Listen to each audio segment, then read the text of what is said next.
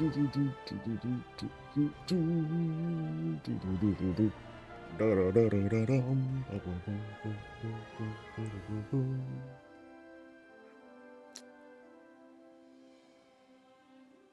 have a black sesame croissant en route. It's gonna be delicious. I gotta pop like a lactate before I before I devour that guy. Oh, but it's gonna be good. So it's an eating stream today. Well, among other things. What is up, everyone? This is Coffee with Soul. I am your host. Guess what, folks? We're gonna chat. We're gonna talk. We're gonna hang for a bit. I am not doing housing visits tours today. Weird, I know. So bye. No. Not doing them today. I'm gonna be doing like just some hanging out, building, gossip and all that. Just rando stuff. And then I believe, is it 10 o'clock, 11 o'clock? Oh boy, I forgot the time. That's bad. I think it's 11 o'clock.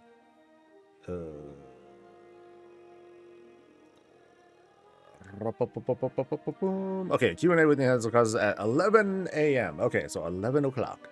I presume it's gonna be at least half an hour. It better be like an hour or something. Like, it better be like decently long.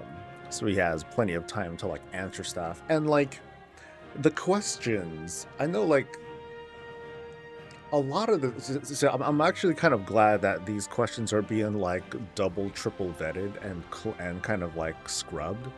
Because a lot of the time, if people like, especially if you guys remember like those live Q&As, a lot of the time people really want to not just ask a question, but also make an accusation.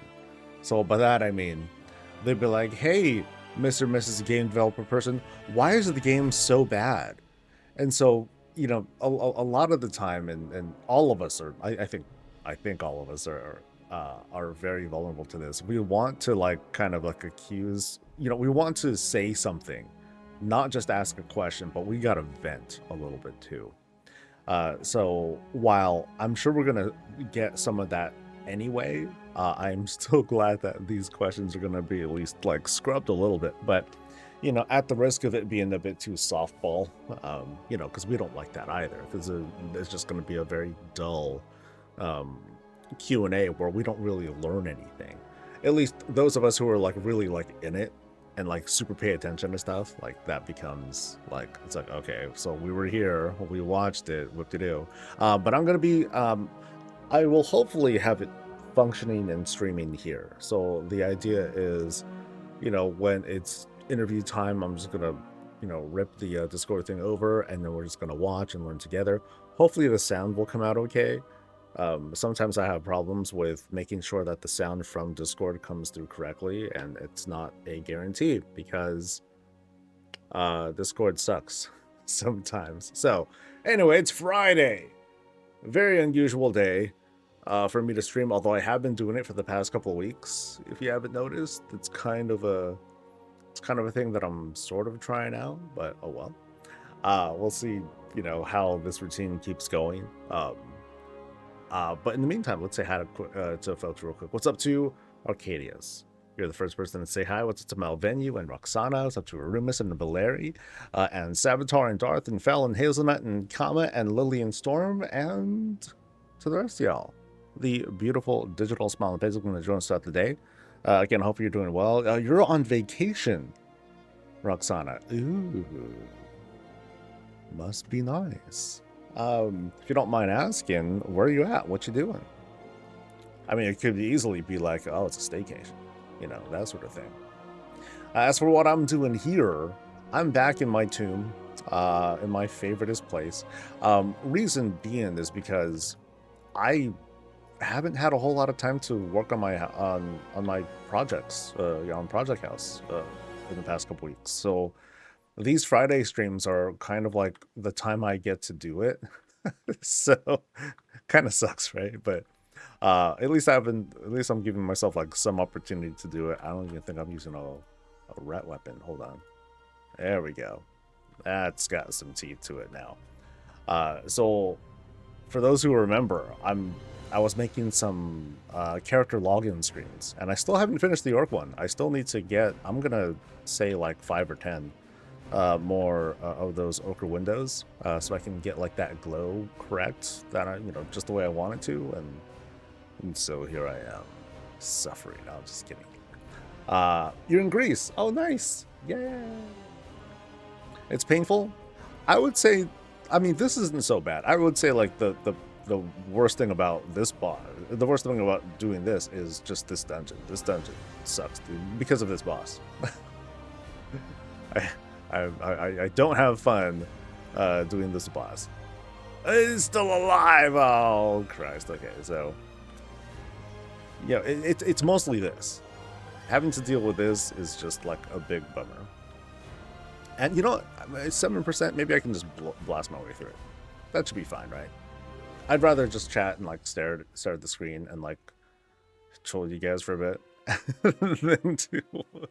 than to run.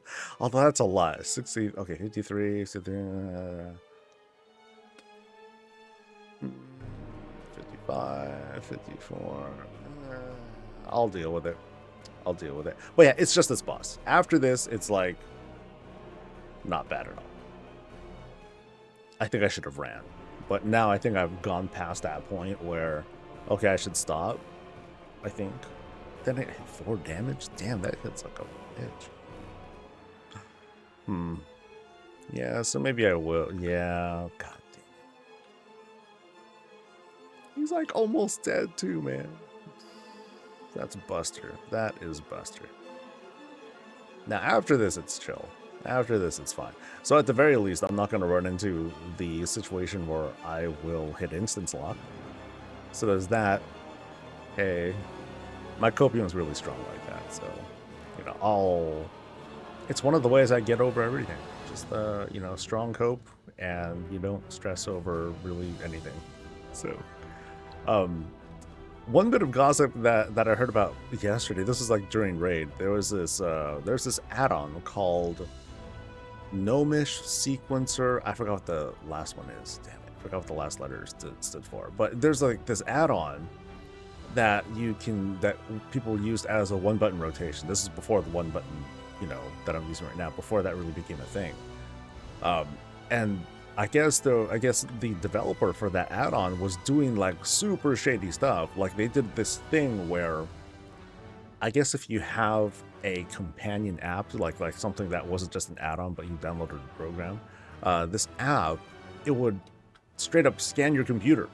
It would get into your computer and it would look for competitors to that add-on. So, and if it found it, it would sabotage that competitor's add-on and like do some other weird stuff. Like I didn't fully understand it myself, but I was like, holy crap. Like it's straight up super malware stuff between WoW add-on creators. You know, just because they don't want to compete, they want to just like destroy the competition. I'm like, wow, that's some shit. But they got caught. That's the thing. So they got caught by someone, they reported it, and at least as of right now, I think CurseForge, who hosts you know, most WoW add-ons, they delisted them. So I'm not sure what's going to happen with like other hosting sites. Like I don't know if this add-on is being hosted on Wago or if there's like some alternate that WoW Up happens to use for those who use the WoW Up add-on. Crazy though. Oh man. So I feel kind of bad because I've been really staying away from the add-on game lately. I mean, I still use add-ons, but I haven't been making content based on add-ons for a while because I've just been very wary about how AI has done a lot to, you know, really kind of dominate add-on development, or at least it's become like this very visible thing from the little icons or thumbnails or whatever to like coding this stuff itself. And I'm not smart enough to know, you know, whether something is being developed with AI or just AI or it's like vibe coded, whatever they, you know, however they define it. But it makes me kind of worry about it because I'm like, okay, I'm not fond of AI. You know, I'm cool with like, you know, I'm cool with very, very specific instances of it. So I guess more generally, I'm not big on generative AI. Like if there's something that I want to make and I use a tool like AI to just make it from top to bottom, then that's pretty shit. But you think of other tools like Photoshop filters, you know, these pre-built filters you can apply, and you know, okay, now you can apply this blur thing to like a whole bunch to like your entire image, whereas before you had to use like some sort of like smudging tool, and you know, now it works like this, or pixelating things, you know, that's all different. But those just kind of use local resources. That's one of the big things, is that it doesn't, you know, need a data center to operate. That's like the big one. So with add-ons, it just makes me kind of like, it just gives like that kind of icky feeling, you know, not too fond of it. Strong coping, strong copy fixes everything. It sure does. It sure does. Makes life a lot more stress-free. Like, I was able to influence my mom with that, because we talk. One reason why I don't stream on Mondays is because on Mondays I talk with my mommy. So from 10, so we set an appointment from 10:30 to lunch, so hour and a half. We just talk and chat about like, okay, what's going on with dad, and like things like that. And, you know, what kind of doctor stuff are you dealing with now, that sort of thing. But lately, I think I ruined her, because I finally got her to understand how to use Netflix. And so, wait, what do I go from right now? Oh, I think I go backwards, right? Oh, I forgot where to go. Oh no. Uh-oh. What? Because I killed... No, I'm going this way. Anyway. I got her into Netflix, and I taught her how to use it. Actually, to be precise, when she was here, yeah, if y'all remember, she was here for a little bit. That's when I showed her how to use Netflix, and she's like, "Oh my god!" So she spent most of her vacation down here just watching Netflix stuff. Great. And so when she got home, my parents live in Hawaii. All of a sudden, she calls me, and she's like, "Oh my god, emergency!" She even calls D. She's like, "Oh my god, emergency! Tell tell Soda call me or whatever." And so, but I eventually get a hold of her. I'm like, "Hey, what's going on?" She's like, "Oh, I need your help." I'm like, "Oh, what's going on?" She's like, "So I ordered Netflix, and I have it now, and I need you to teach me how to like set it up on my TV." And I'm like, "Oh my god." She's the type who it's very, very difficult to communicate technology to her. So I'm like, okay, we'll try to like FaceTime this thing. So I'm kind of doing that. I'm like, all right, mom, show me, turn the screen over. No, turn the phone, not you, just the phone. Show me what's on the TV, and I'll try to read for you everything that's going on. So it's like she, I guess, called, because I guess you can do that. You can call and set up an account. And I guess they did her password and all that stuff. And so I'm kind of talking her through that. It takes about an hour or so, but we did it. We managed to succeed. Go us. Once we're done though, like I just ruined her. Every time we talk now, she's like, "Oh my god, I've been watching this." I'm like, "Oh, how much did you watch?" "All of it." I'm like, "Dude, that's like 6 seasons of of like whatever. It's like, "Oh, but it's so good. I just couldn't stop watching." I'm like, "Oh my god, like is dad alive?" She's like, "I don't know, but I don't see him anymore." So it's quite funny, just how like now she can enjoy retired life. Is what I tell her. Like ever since she retired, many moons ago, she never really stopped working. She was always like doing something else, and so. You know, my parents have been gallivanting around the planet, not even vacationing. They've just been doing stuff, and it was pissing off me and my sister. I have a sister, by the way. Hey, because we're like, "Yo, you keep working, you keep doing stuff. You're just tiring yourself out." And so now, at this age, you know, they're like 106, 107 now. It feels like they're finally resting. They're finally like doing less stuff, including watching hell on Netflix. You know, it's going to be more troublesome. Like if she discovers things like, you know, Amazon Prime Video or, you know, all the other stuff. She's like, oh my God, how do I watch this show? But thankfully, she's kind of like siloed off, and I don't have to worry about her discovering other shows that she wants to watch. Be like, oh my God, do you have this service? Can I get your password? And all, you know, I don't want to deal with that, dude. That's gonna be that's gonna be a lot. All right, let's see if I can kill the dude this time. Please, baby. Please, mercy. All right, come on, baby. Oh no. Oh no. I don't think we're gonna do it. Oh, we are not even close. Weak. One day. 13.2. It's gonna be my time. Unless also people are in wallet with step-by-step instructions. If she ever has to click OK on anything, it's done. Oh yeah, no, I'm kind of the same way. Or my mom's kind of the same way. Like if there's a deviation, it's big trouble. Thankfully, she does talk with other family, and they at least helped her get through the whole Facebook thing. So she's, you know, so she loves doing stuff on Facebook. I have to tell her to not click anything on Facebook, but otherwise, she'll talk with like family and all that. Which I'm like, okay, I'm good with that. At least you don't need my help. I kind of can't wait until she goes back into an Apple phone though. Because she was using the Apple phone for a while, and I was like, well, I can't help you with Apple phones, so, you know, good luck. And so my sister helped her, and she's not great with tech either, but she loves her Apple stuff. I'm like, okay. But then I got her an Android, and then she immediately got viruses. I'm like, oh Christ, how to get viruses on a phone? I don't know how you managed to do this. Oh my God, I was too slow. All right, we're parking. I'm not going to. Anyway. My mom got viruses on her phone, so I kind of can't wait until she goes back to Apple stuff, where I guess she didn't have those kinds of problems. She just had different kinds of problems that I at least would be like, sorry, I don't know, Jack. So good luck, sis. You have a great time.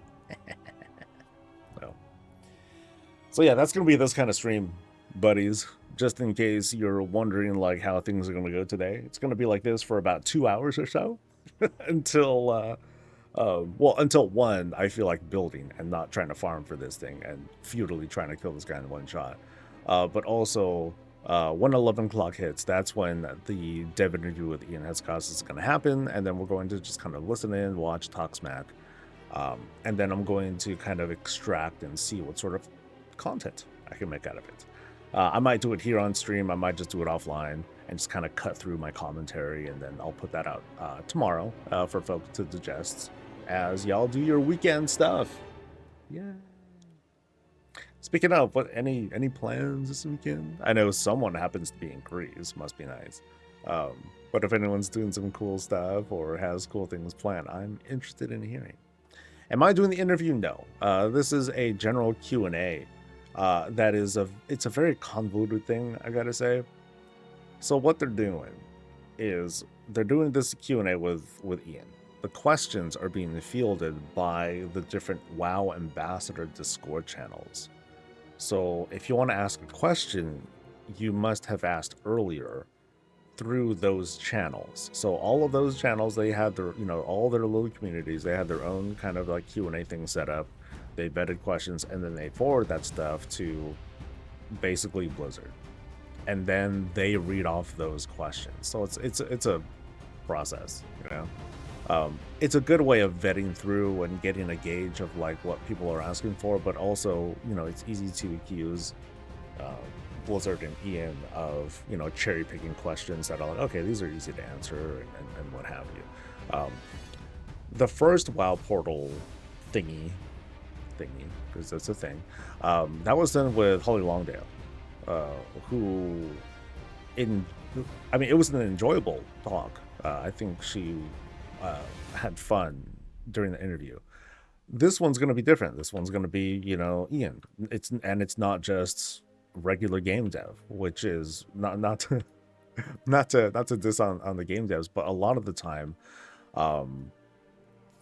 they talk to the public less. and just talks to the public more. That's it. And so, and of course, being at his, having his chair, he can say whatever he likes. Anything he kind of answers to himself with regards to things that are being revealed and what have you. But at the same time, it's very PR speak. Others would say it's lawyer speak. I think it's more like PR speak because that's just how that works. So he has to go across the other to help an elderly neighbor who kept getting fake virus warnings when she would click on an email. The real answer was don't click on emails you don't know. So she wanted to install Norton, so I helped her do that and block the website that was sending her. Oh, that's very kind of you. That's good of you, dude. I'm one of those people. We don't help out our neighbors very much anymore. Like around here, like ever since like the kids grew up and left and I didn't leave. Actually, a lot of us didn't leave. Now that I think about it, you know why? Because it's fucking economy. A lot of folks didn't, but like those who did, neighbors have come and gone.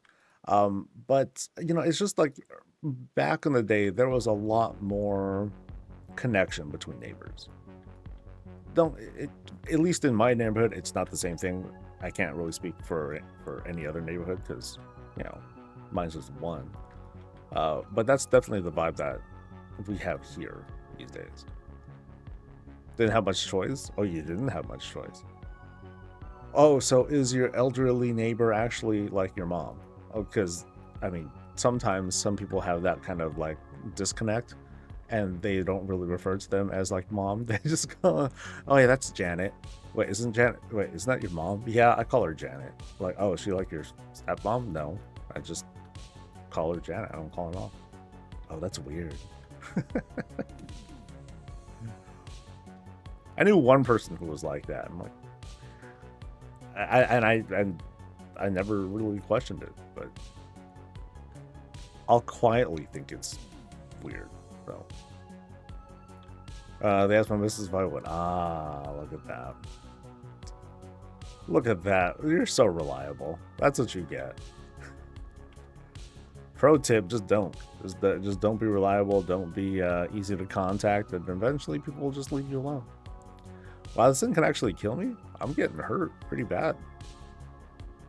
I guess I should have at least been like, hitting stuff on the way over, but oh well, I'm fine. I'm a little surprised by that. Only to lock our doors when we return for the night in my neighborhood? Wow, that feels so rich. I mean, I can do that too. This neighborhood's pretty good about it, but we're not that far from the east side. You know what I mean? We're like right at the border there. Like you kind of cross a certain threshold, and all of a sudden it's like, ooh, oh my. Here's the thing. Oh, and the dog. Can I bug you for one more thing? Yeah. Thanks. All right. So, didn't break, did it? Just want to eat this eggy.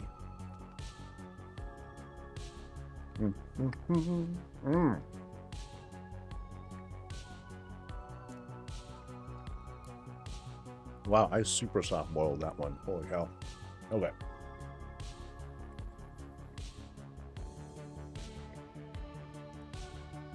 I have my door set to auto lock after 3 minutes just in case the wife forgets to lock door when she comes. Oh, do you have like those like is it like one of those internet locks or whatever? Or is it just like a push button sort of thing? Because those scare me, man. I think I fell for like the fear mongering, like, oh, people can like hack your they can hack your doorknob and get in on your shit and all that. For me, I have this convoluted thing of having, well, I double lock my doors, but I have 2 doors. I have like a big iron gate kind of thing that is covering the actual front door. I didn't install it. My dad did because he loves doing shit like that. But I'm cool with it because I'm that kind of paranoid. Did you see the new toy? Okay, just when you turn on the TV, Wait a minute. Okay. I love you.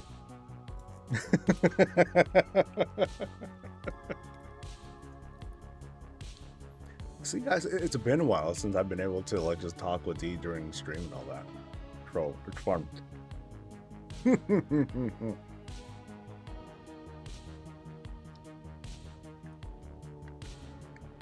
Okay, so real quick. This is what I was talking about. It is a black sesame croissant. Here we go. Zoom in. Dude, that looks hella clean, man. This looks like the kind of clean that you would see on like the commercials, where it's not even real food. So, very attractive looking. Yes. So, ooh, it's fake. Okay, we'll see. Oh, dude, oh my god, this is so. Oh, I'm so in trouble. Because inside here is black sesame ganache. I'm in so much trouble. All right, let's go. Game time.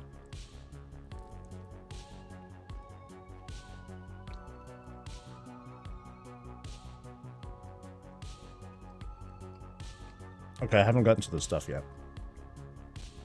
Yeah, I still got. I barely like penetrated, but it's got this crunch. Oh man, so you can kind of like. Yeah, this ain't no soft stuff we're dealing with. No, I bet you this thing was like $9 or something like that, but still.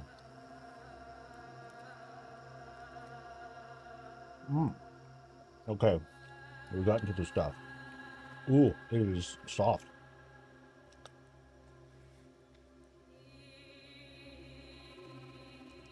Okay, so there it is, kind of on the inside. It's that kind of stuffed. Come on, closer, buddy. There we go. Yeah, so this thing's going to, I'm gonna need a spoon for this. Yeah. Want to being a man, you know what I want? Hey. You know what I'm not sharing here?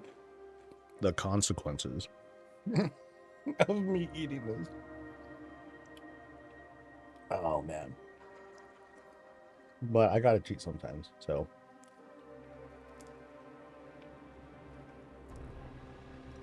Oh. Gotta stop for a bit. Just a bit.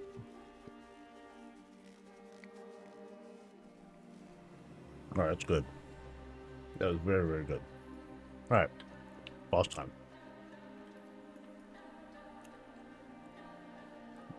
Foodie stream? You know, in a different world, in a slightly different world, I would have been like a foodie or something like that. I would have just eaten everything and then became like a food creator person. I'm just like just munching on all the stuff.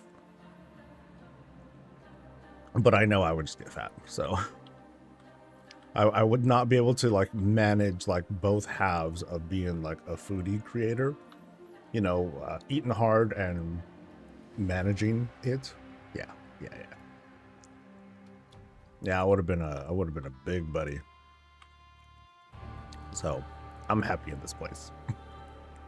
Some of us are not, so am I. That's the problem. So yeah, I'm dieting. Sure. Oh, we haven't talked about this weekend's dinner. I was thinking of doing steak, so like there's these ribeyes from Costco that I've been like not chilling, but you know they've been there for a while. I don't want them to sit forever either, you know. Damn. Okay. I can see why it's this expensive. If this is so full, dude. God damn. I feel like I need a spoon for this. But it's very, very good. So it would disrespect the croissant if I were to, you know, take too long or not finish it or whatever, you know. Because you gotta respect the food. You gotta be grateful, right? Of course I'm gonna make a mess and all that. But oh well. It is like a scoop of icing. This thing's heavy. This thing weighs like a pound or something like that. It's pretty wild. You know, because remember, this is a croissant. It's supposed to be light. But not this thing. This thing, it's like ice cream is leaking out of here or something.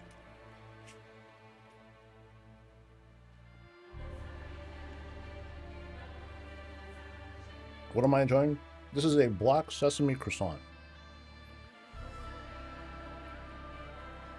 And someone would, oh, you're right. I should probably have like a Triscuit or something. What is? Well, I did have an egg just before this, so that'll help a bit. That's what usually helps me manage. So, all right, I'm getting through. I'm kind of going over the hump here. You know, getting the rest of this ganache stuff.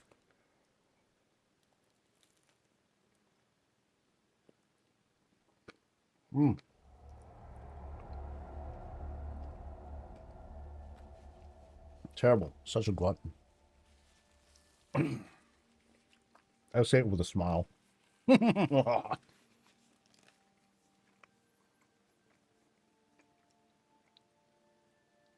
a little sesame oil. Yeah.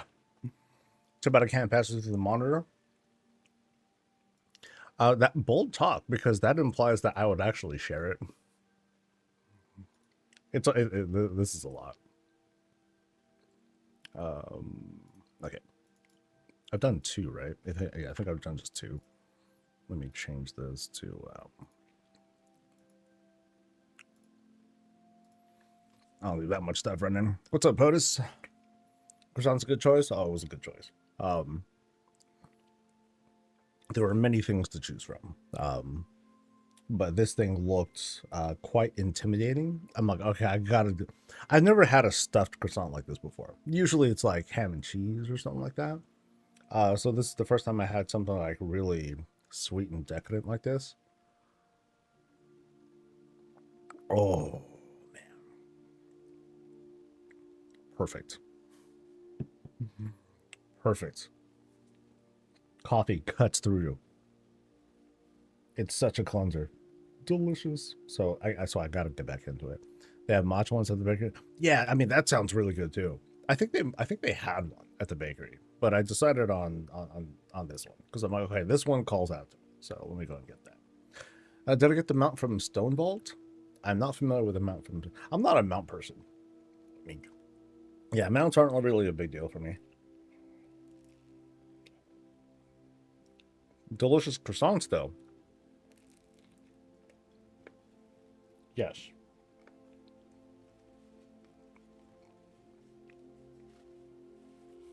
What am I going to ask them? Nothing.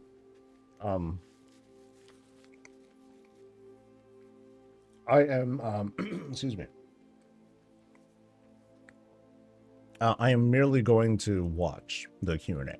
So, just like, it's way too late to ask questions, I think. So.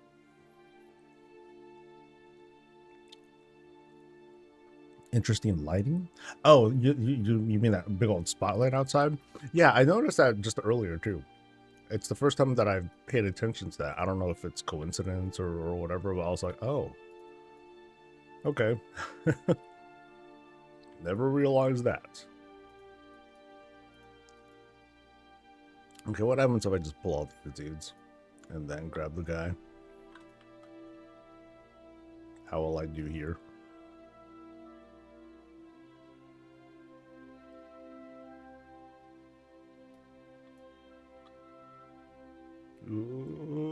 Nope, not even close. Okay.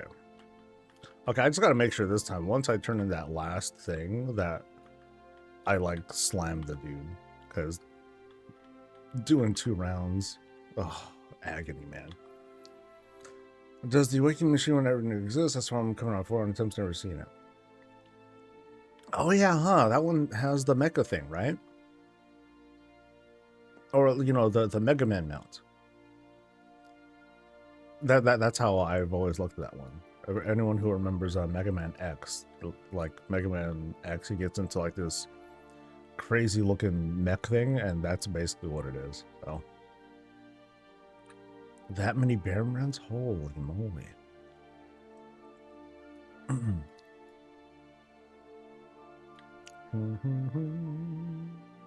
I paid attention to it because in housing it's important, so now you're noticing it. This is not my first time farming this this spot. I think it's honestly I think it's because I was standing out here for a while earlier before stream started. I'm like, oh, huh, and then I noticed. I think that was it. All right, buddy, please die, please. Pretty feet, yay. Okay.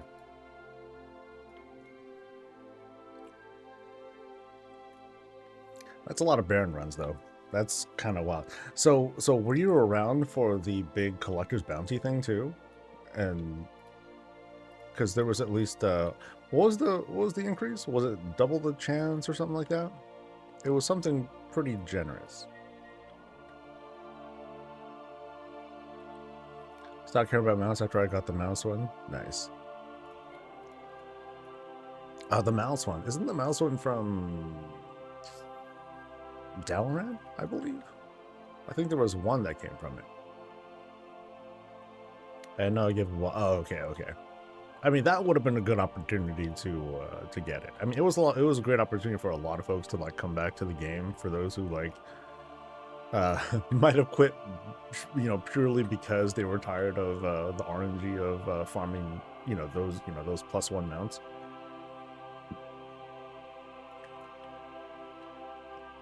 Oh, sorry. The difference between a rat. Okay. So which mouse are you referring to then? Because I don't recall. See, that's how you know I'm not really a big mount person. Was it the promotional mouse? I don't know what the promotional mouse is. Hearthstone.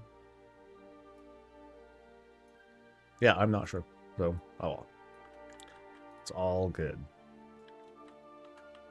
It will be very neat when the time comes and we'll be able to show off our mounts outside. Or even inside. Because I don't see why shouldn't we have mounts on the inside.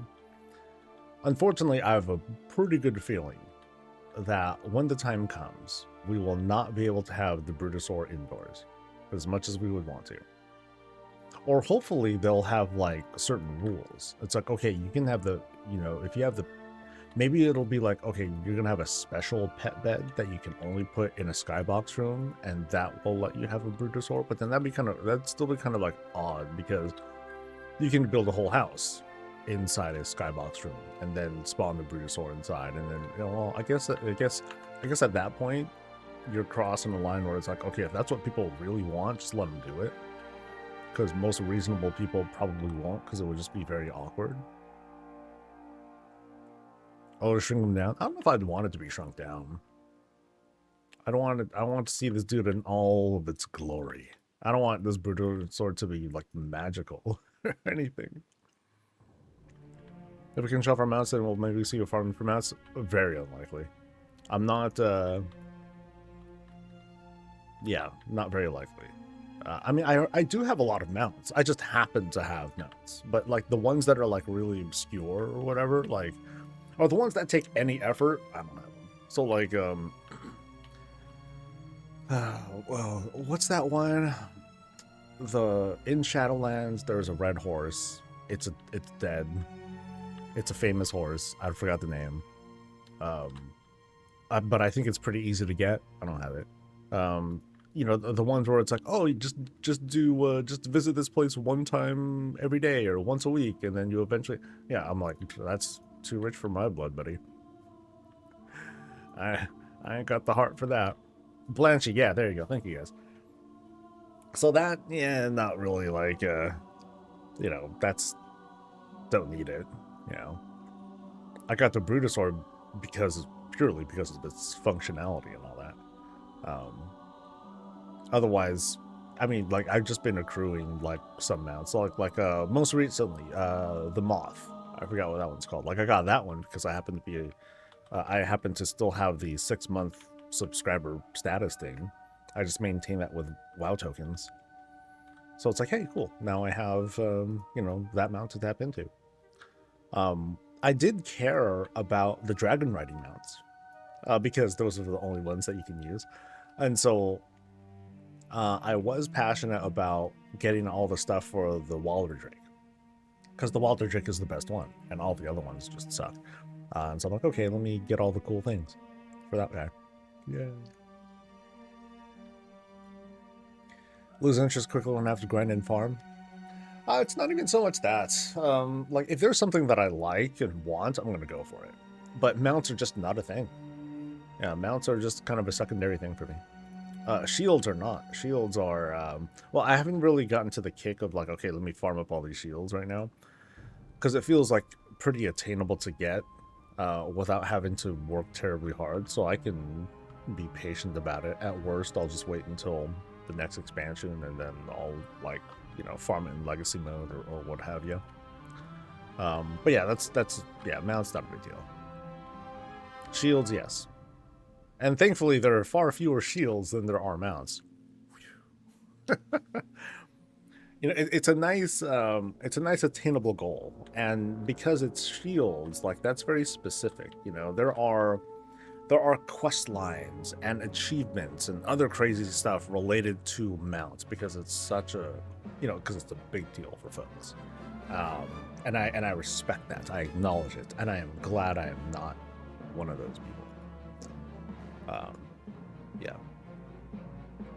Now, farming the core, also fortunate that it's on a needs basis. So here I am, doing the thing, so I can have enough ochre windows to adequately portray the orc starting screen. And then when I'm done, I'm gonna look at it and be like, all right, cool. And then maybe I'll tear it down. I probably won't tear it down. We're close enough to the patch that I'll just back it up and save it and all that. Excuse me. Oh, break time. Let's see a shield room here. Oh, I would love to as well. I am extremely curious what sorts of restrictions we're gonna run into, because at least I'm kind of telling myself I will expect restrictions of some sort. Like, oh, we can only have this many weapons out, which will be extremely upsetting, but I'm mentally preparing myself for it. You know, sharpen them pitchforks, right? Just get ready, guys. Get ready.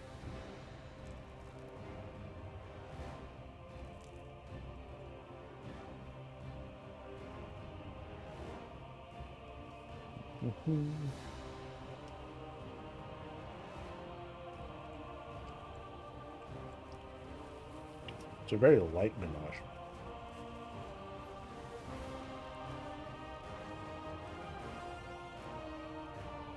Did the room budget go up? Yes. I forgot by how much, but yeah, it went up.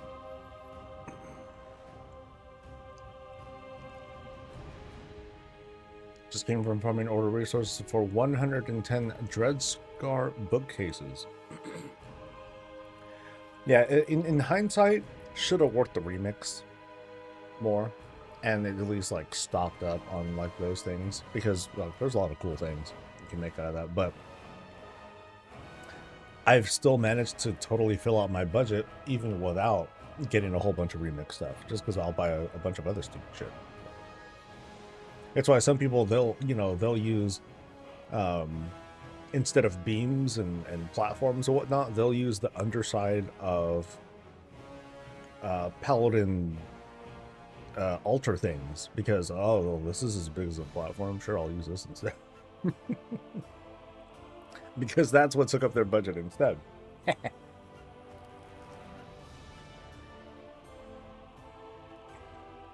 Yeah, 134. Yeah, so you get like a little bit more.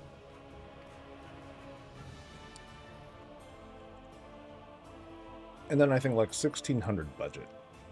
Something like that. So that's pretty significant. 1,600 is a lot. I'd say it's a much more density that we'll get as opposed to real estate, you know, area. So I think with this, you know, advanced builders, we're going to see a lot more filled out built.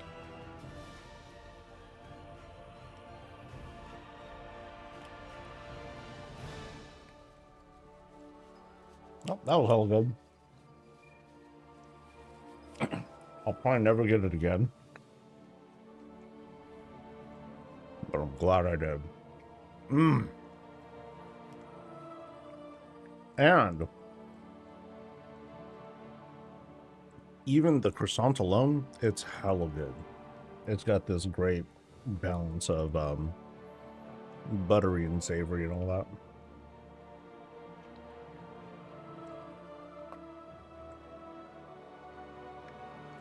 Do the artisanal rooms cost more? I thought they were about equivalent. Like the small sized rooms are 5, the mediums are 12, the barns are 18, and the larges are 20, right? I guess some of those rooms are like they have a little bit less of real estate, but that's kind of the point too. So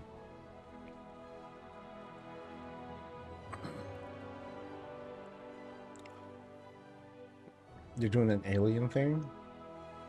Wait, are you the person whose build I saw that did the alien stuff too? I've seen many things in my day. That alien xenomorph one was very standout. That was hella good. I'm in Suramar now and in the future. Ah, that one was very good too. That was this week, right? Oh shit.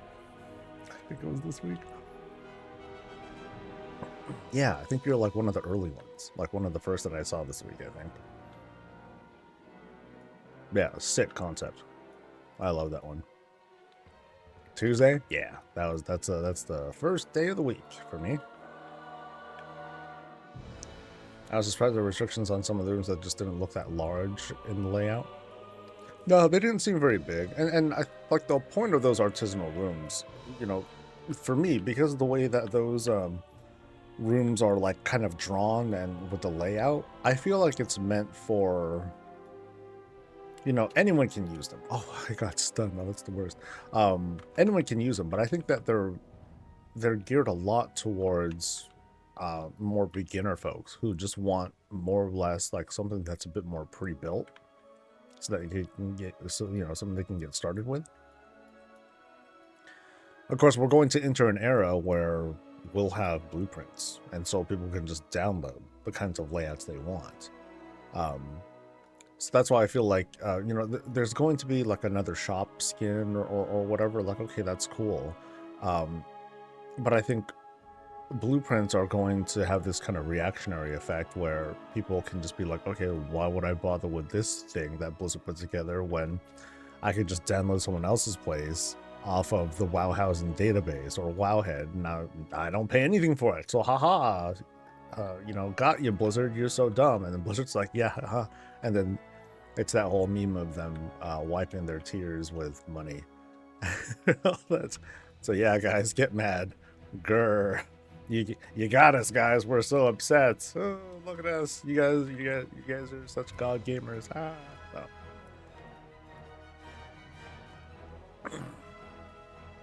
Oh. Dorian, right? Hey, Dorian. Oh wait, I gotta kill him. Oh, hurry up. His HP is like so high right now. I'm like screwed. Come on, super crit, super crit, super crit, super crit. Oh, good enough. All right.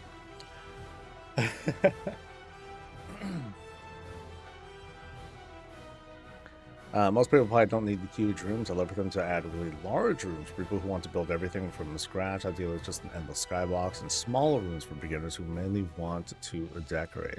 So basically, give us.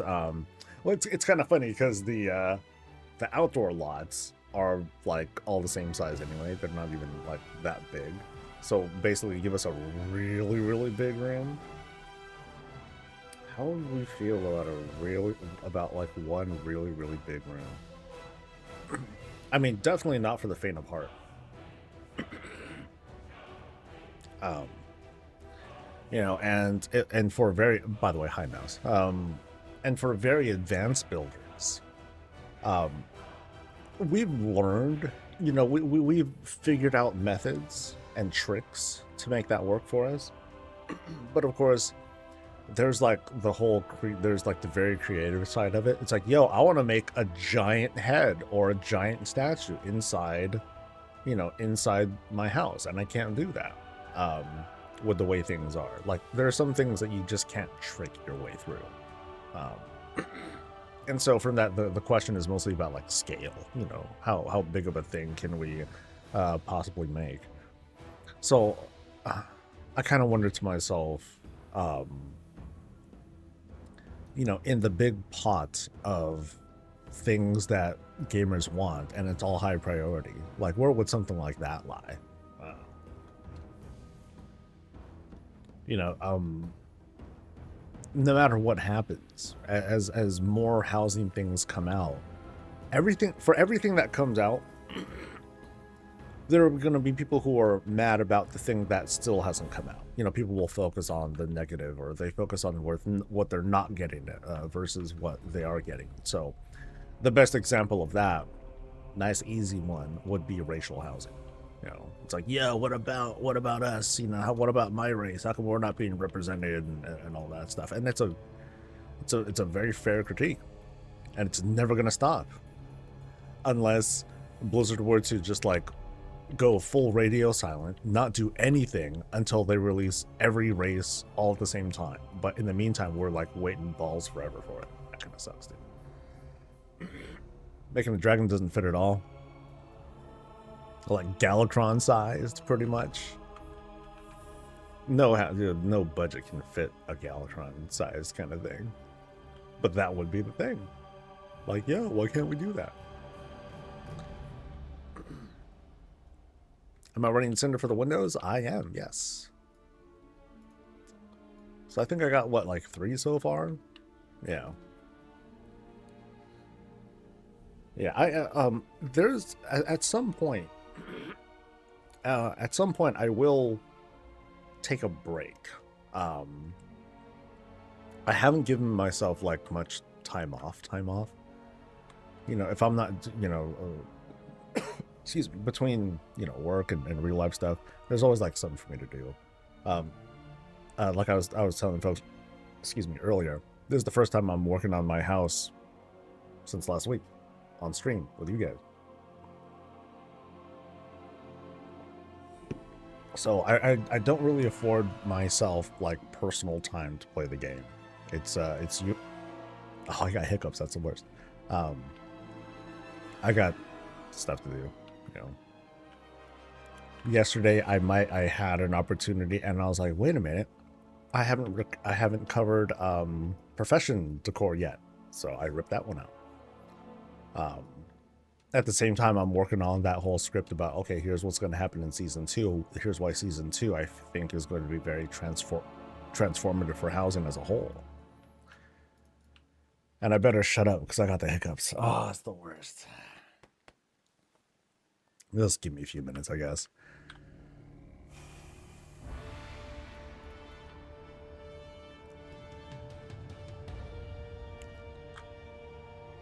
It's going to be a bit.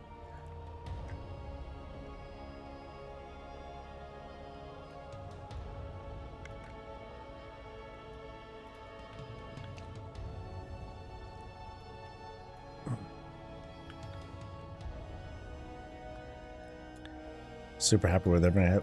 I mean, I think, speaking for me, I'll make myself happy with what I've got.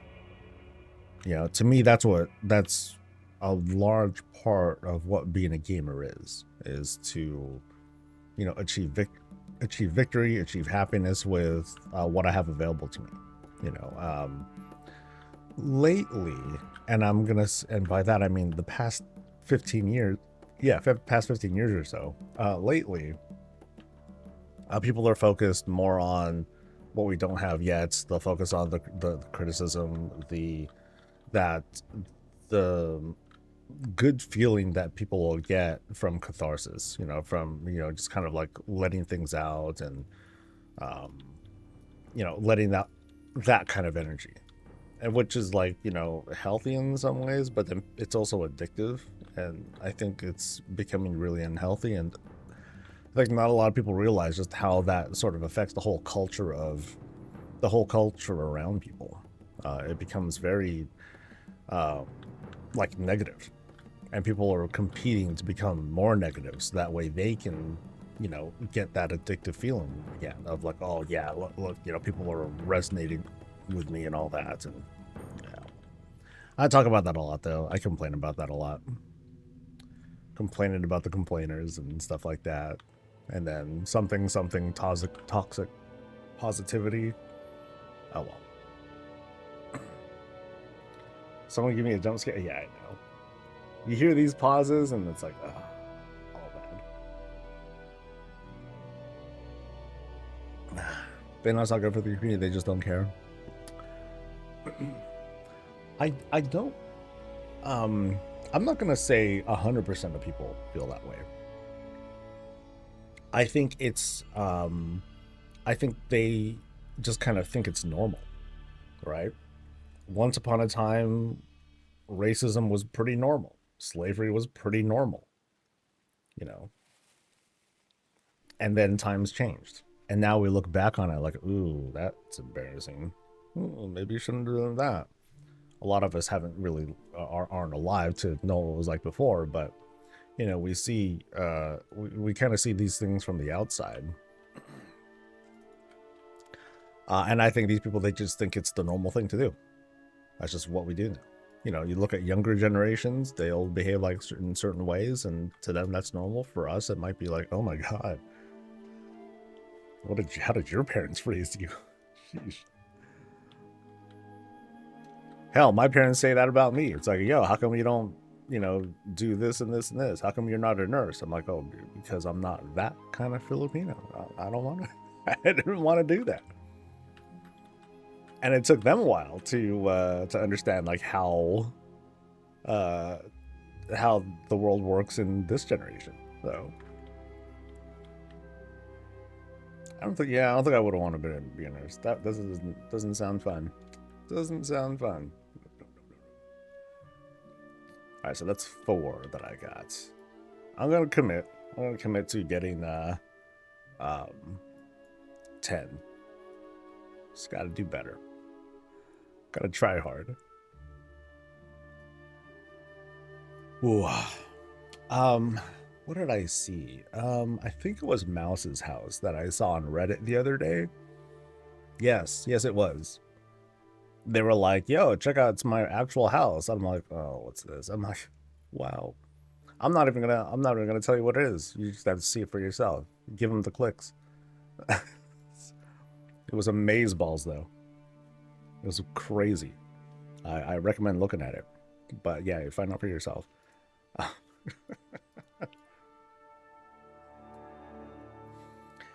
As a stereotype, the Filipinos are nurses. Never heard that. New. They have beautiful singing voices.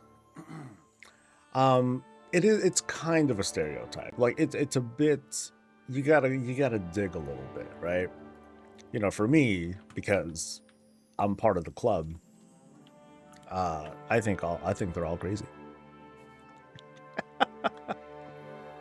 Of course, my perspective is informed by personal experience, so which doesn't mean jack, but I'm also not wrong.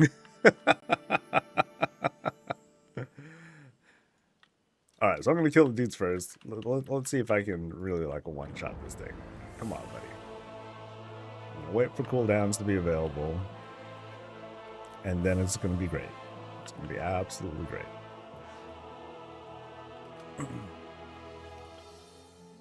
But yeah, a lot of the time I look at them, they're all nuts. So, like, they all got an agenda. All Filipinos I know is the SEAL Corpsman. Oh wow. At least the early generations Filipinos here, you know, a lot of them were pretty involved in the military. There's a good number of folks in my family, well, uncles and stuff who served. So that's how they were able to make a life for like their kids. My cousins, you know, my parents, they did more, you know, they were just doing civilian stuff. They just got by, you know. But a lot of film trailers and remade their extremely nice edits. Maybe it's just the men. Oh no, I'm mostly talking about the women. Like I said, it's all personal experience, man. Oh, and I'm just talking about like, oh man, there's this one girl that I knew like back in junior high, like she was just nuts, like holy cow. It's like she got something to prove to her to everyone and all that. But yeah, that's not even a race thing. It's just how it happened to be, man. That's simply what happened. All right, let's see if we can like one shot this dude.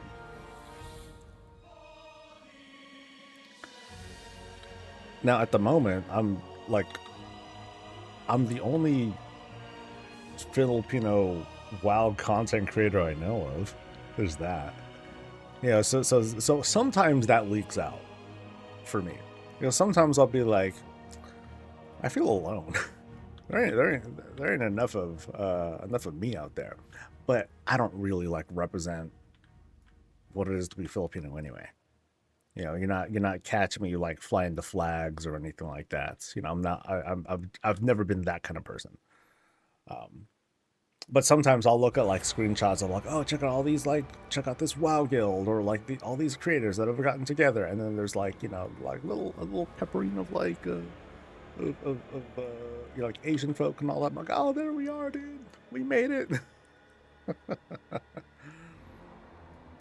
But I don't believe now I want to be clear. I don't believe it's because like there's like any gatekeeping or anything like that. It's just the numbers. There's just not a lot of us, right? So it's a nice treat to see. That's it. So I just want to be clear on that. I think my generation, I'm 36, was the last generation to really care. The stereotype I think is becoming less and less. I agree. I'm pretty sure you're right. Like a lot of a lot of who I know, they are working in somewhere in healthcare, whether they're like nurses or what is it, 7%, Jesus, like they could be nurses, they could be like technicians for medical equipment, like okay, they might be the person who runs the MRI, something like that. Millennials have are the last vestiges of this, and even during our generation, you can see a decrease of these kinds of stereotypes. Yeah, I mean, of course, things change, right? The folks that have come up, they'll have their kids, and then we see something totally different. Like, I think I've talked about this a little bit. Over here in my part of town, when I was young, huge Vietnamese population. Huge. So whenever we would like go to class, school, some, and then we'd see the roster, there would be like, I would say like 20 to 30% of the people in there would be Nguyen. One of the most common last names that you'll see, in Vietnam. So like the Nguyen's, Trans, Vo is another common one, and more, but yeah, Tran, Vo, Nguyen, and then there's like a couple others, tons of them. And I was like, oh man, they're everywhere. So it's like, we felt like we're the minority, like they were the majority group in school.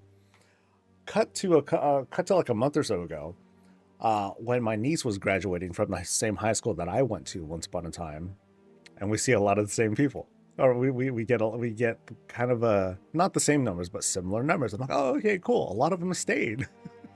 A lot of them stayed here in San Jose, grew up, had their kids, and then here they are back doing this thing again. But of course, like the vibe that you get from those folks, it's totally different. It's the difference of a whole last generation and then some, because it's like, I remember my generation, like all the Vietnamese kids, they all dressed a certain way. It was like they had a uniform. They all wore like these like tight black pants. The ladies wore tight black pants. The guys, they wore khakis, and they all wore white shirts. And we just call them coffee shop people, because that's just how they dress. I'm like, oh, you got them coffee shop pants. I'm like, they're not coffee shop pants. They're like khakis from such and such. Okay, yeah, they're coffee shop pants. And that's how we knew them for the most part. They had a fear of sandals. One thing that we definitely got from them though was their squat. I think you see it a little bit more these days, where people are teaching others, oh, here's how to squat while having the flat of your while having your feet flats on the ground and all that stuff. I'm like, oh, okay. I could never really do it, but like seeing it trend for a little while, I'm like, oh, that's a trend now. That's just the thing that happened in high school, because there just weren't enough places to sit, and so they just squat down and then play dice or cards or whatever.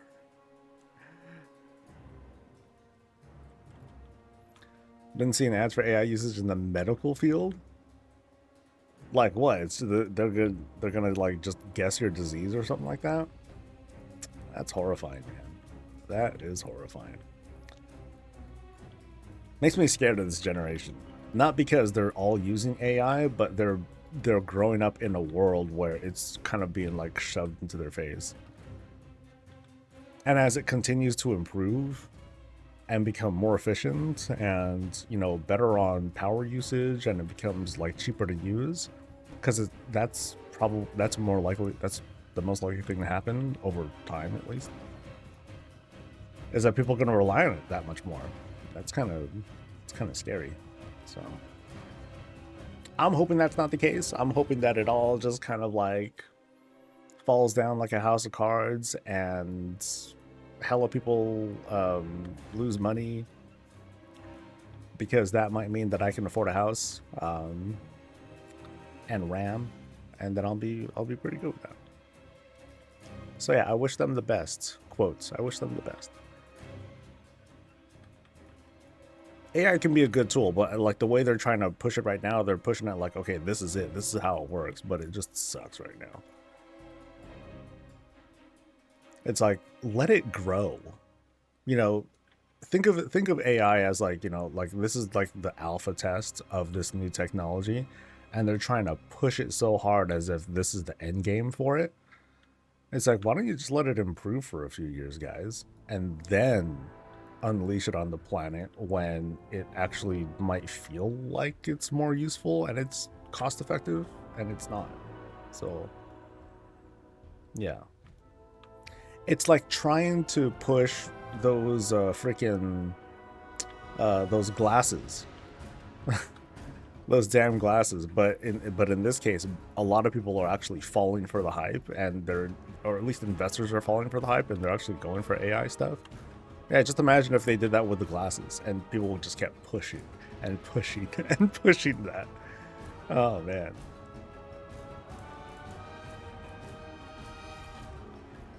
Yeah, a lot of folks are smashing against AI. The ones you hear cheerleading the most are the ones who have invested into it. That's really it. Like regular users, people who are being made to use it, oh, they can't stand it. But people who invest, it's a very clear distinction if you pay enough attention. Like if people are invested into it, they're going to be like, they're going to cheerlead for it. They're going to be like, oh, this is the best thing. You're wrong, blah blah blah. But then everyone else is just like, this is clearly like a waste of money. I'm doing double the work anyway because I got to check what the AI is doing, and it sucks, or it's just really expensive to use, and you're trying to make me use it for mundane shit that is just cheaper to pay someone it's cheaper to hire someone to do a lot of this work. Yeah, depending on what it is. Like if AI solves and figures out the cure for cancer within 3 years, I'm all for it. Humans have been trying for decades to figure it out. Oh no, absolutely. Like when it comes to oh, we gotta run these different sorts of trials and calculations and things like that. Yeah, we've been doing that with computers for a long time, and that's just kind of a new vector for those sorts of trials. But when it comes to especially generative AI, there's no point. So earlier I was talking about like Photoshop, You know, how you have like these filters that can automatically like do a thing. And that's great. But it's also a local thing too. And so what goes around that is totally different. One day I can imagine gamers accepting the notion of Blizzard using AI internally to be like, okay, we're going, and they talked about this a little bit before too, where they talk about, okay, we want to make this helmet, and we want this helmet to fit with all the races, and so we're going to machine feed it all this information that we've learned internally about how we, you know, change the meshes and blah blah blah blah. And then hopefully the tool will learn how to do it as well. That way, developers can mostly focus on making cool stuff, as opposed to using a lot of busy work making this one cool thing work with 30 something odd skeletons or something like that. You know, so AI in that sense, that helps to open the door that will get that'll let Blizzard design a brand new race that is not using like an existing skeleton, so it can have like all these crazier custom animations instead. Meanwhile, the tools in the background, they're just making a lot of that, they're taking away a lot of that very busy work. So, but yeah,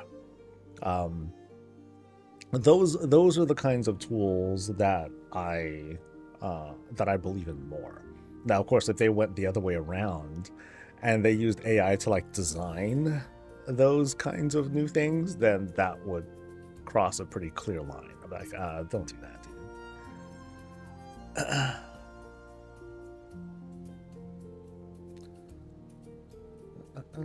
People in tribes don't only want masses thinking for themselves, like there'll never be a cure for cancer if there's no money. You know, what's funny is like, it's a very cynical way of thinking, but it's also kind of true. How we'll presume that, hey, you know, these cures and diseases, like it's more profitable for these companies to let these diseases persist, and then we can continue to make money and all that. It's like, I believe it. I kind of believe that conspiracy to a certain extent. But it's hard to contain too. Like we've seen how, like for example, in this country, the United States, there are medicines that are really expensive. But if you go to another country, they're really cheap. And it's because of, well, all sorts of things. It's very complicated. I don't want to get into that. But there's like a big difference. And so and at the same time, there are other places that develop drugs or new techniques or new technology that you don't find in other countries, because the other countries are blocking it from being a thing, because they want to make more, because they can make more money by not totally fixing the problem. Or another example would be like engineering and construction. You know, like people, engineers they'll design something. They can design something that can last almost forever, but it'll be hugely expensive. And cities and states or governments or whatever, they don't want to pay for something like that. They just want to stay within their budget, and so engineers have to work around that. They have to work with less. They have to work with inferior things, because they know that they won't be able to get the budget for like the thing that will actually like work. So yeah, kind of cynical like that. But I do buy into the idea of like, yeah, why don't we just like fix problems, so that way we can kind of encounter new problems instead. So by that I mean like, okay, let's, you know, what can we do about solving homelessness? It's not an easy solution. It's very systemic. There's a lot going on there. But I imagine that there is a way to make that profitable for someone. Because it's like, hell, I talked about this the other week with like universal basic income. If you just give people money, they're going to spend it on rent, on food, on stuff, you know, fun things and all that. They're going to blow through that money like really quick, and that money is going to keep circulating through the market, and having market circulation is generally good. Letting that letting that money just stagnate in an invisible market like the stock market or in like rich people banks or whatever, like that doesn't really like do anything. Not for like everyone. It just does something for like that one person. Like, that's it. That sort of sucks. So going back to like, you know, solving homelessness and all that stuff, like if you get these people off the streets, what are they going to do? They're going to participate. They're going to do things. They're going to pay taxes and have jobs and spend money from all that stuff. You know, it stimulates everything. But I think there are those out there who've successfully continue to successfully convince others that no, that's not the way to do it. We need to put them in jail or something like that, or just let them be out there. Kind of sucks. How many times have I run? That's a great question. I don't know. I think this is 5 or so. Yeah. I think this is my 5th one. I've been going kind of slow, so. No, I've been going at it for what? Hour and 20 minutes. Oh shit. Oh, hurry up. Ah. How many do I need? I wanted to go for a total of 10. I think 10 is going to be good. And then I'll finally stop. I haven't been finishing my projects in my project room, and that's been disappointing on a personal level. So I wanna actually finish things. So I feel happy with the Pandaren starting screen. I want to finish the Orc one. I want to do the Mechagon one, or change it if I feel like less confident. Actually, now that those gravestones are in, the gravestones are great. I love those pieces. Like they're accessible. You know, you can just get those things at Founders.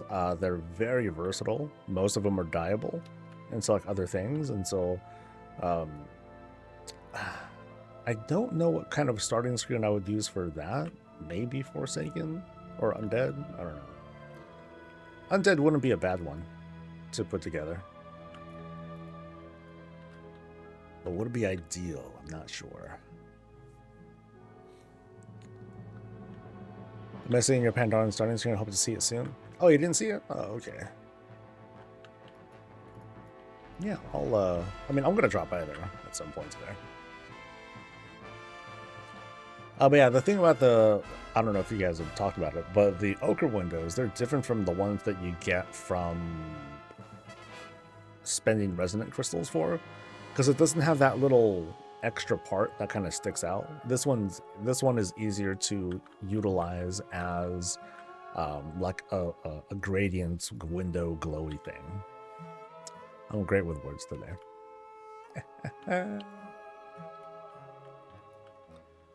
Will you fast run on normal? Is this normal? Yeah, it's normal. I guess I'm just a punk. So, but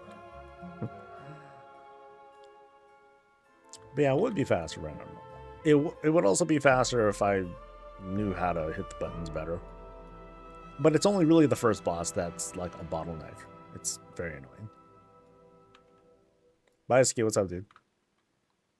I see the skull on top right. I mean, it's a different kind of skull, so you can see there normal difficulty. That's all.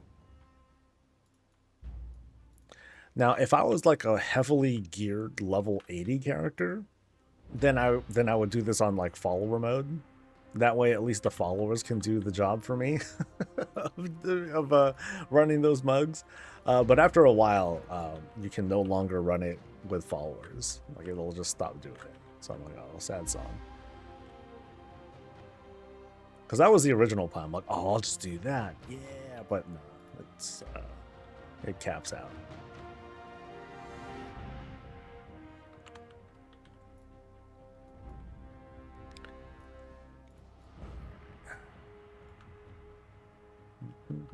Yeah, the nubs. There you go. I like that term. Yeah, no one likes the nubs. They're very annoying. You can't just shave the things down. You got to get a whole different Aztec cord to do it. But it's the better one anyway. Like I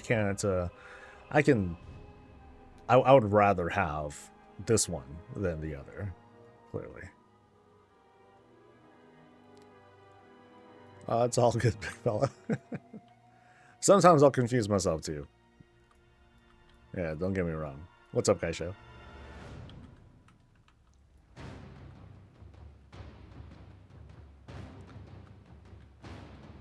Alright, but we still have like a whole hour until the Q&A, so we're good. I just hope that I can get the sound working okay. So that way you guys can hear it too. Otherwise, that'll be very sad. Hopefully they give us emitters. What do you mean by emitters?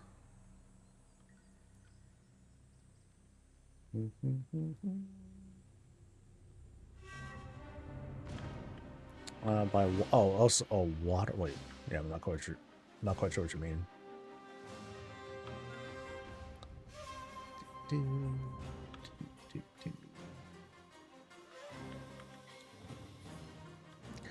Gotta get the project done so we can move on to us. Yeah, that's the thing. Like, and the thing about my project house is that I want to leave these up, right? I don't want to do like an entire house of stuff. That I haven't really been inspired to do that yet. For me, it feels in some ways it's like, oh, that feels so basic. A house, everyone's done a house. So,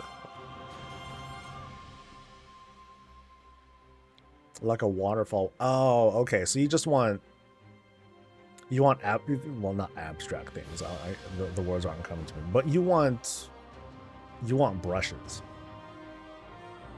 That's kind of the word that I'm using. You want brushes. So you don't want like a whole. You don't want a a pre-built river that goes in one direction. You just want like water that moves in a direction. Yeah. I don't know. Yeah, I wonder if they'll do that. Like so far, it doesn't sound, at least from the decor that we've seen, there doesn't seem to be like an interest for it.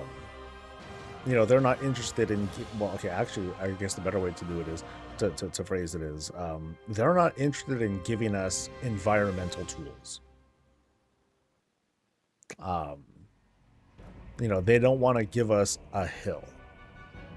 They'll give us like a pile of soil, right? But they're not going to give us like a straight up, okay, here's like a mountain. Here is a thing, and in this thing, rain falls here. Or here's a tile, and it's just water that goes through. No, we got to kit bash a bunch of stuff together instead. I mean, ultimately, that kind of boils down to, hey, we want to have unlimited budget. So we can just have everything the way that we want to do it. Because even if we did have like the water tiles or whatever, even those are going to be restricted. Because they're going to work a certain way. As soon as we get a thing, what gamers are going to ask for is, oh, can we have it like this instead? Or can we also do this? So like, for example, the new tiles and really flat objects that are coming, those are great. Those are awesome. Love them. One of the earliest reactions that I saw, it wasn't even praise. It was more like, it's wood. Why can't they do like a stone one or a metal one or something? I'm like, good God, you guys. There's no pleasing us. And that's kind of what, oh shit. And that's kind of what I'm saying. There's just no pleasing. It's never going to be enough. Never, ever, ever. They give us water tiles or environmental tools. It's going to be like, oh, we need to have like 50 different kinds of water. And if we have 50, then it's going to be like, there's only 50 kinds of water. God. Get it together. Don't you know what the gamers want? So, a way that they kind of free themselves from that burden is to just not bother. They're like, no, we're just going to give you, here's a different fountain, and the waterfall is a different way. So work with that, buddies. So it's kind of, feels kind of defeatist there, but I imagine that's what is the most likely thing they do.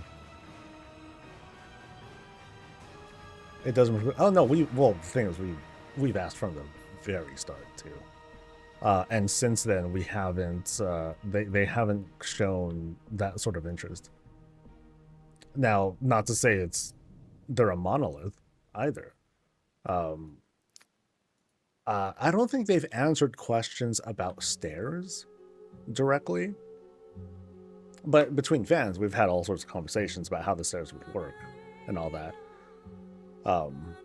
I convinced myself, or what I've been saying is, okay, we're gonna get, at some point it's gonna happen, but people are gonna be happy about it because it's gonna come out a certain way, and the only way people will possibly be happy with stairs is if they create a whole convoluted system around it. Like, here's connection A, and then here's connection B, and then you can kind of like click and drag the shape of those stairs, and then it would like just automatically connect. That would be the way it works.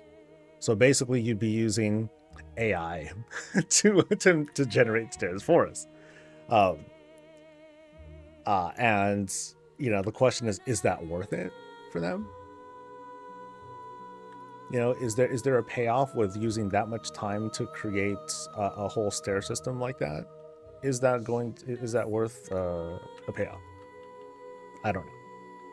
For some people, absolutely, but the question is for them as well. They got to consider how they develop stuff.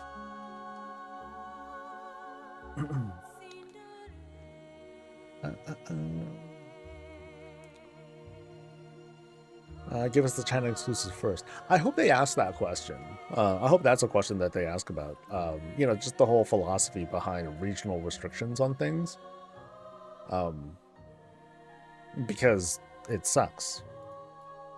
So, yeah. It just sucks. I don't think there's any, there's no cool twisty with copium laced thing I can think of for that.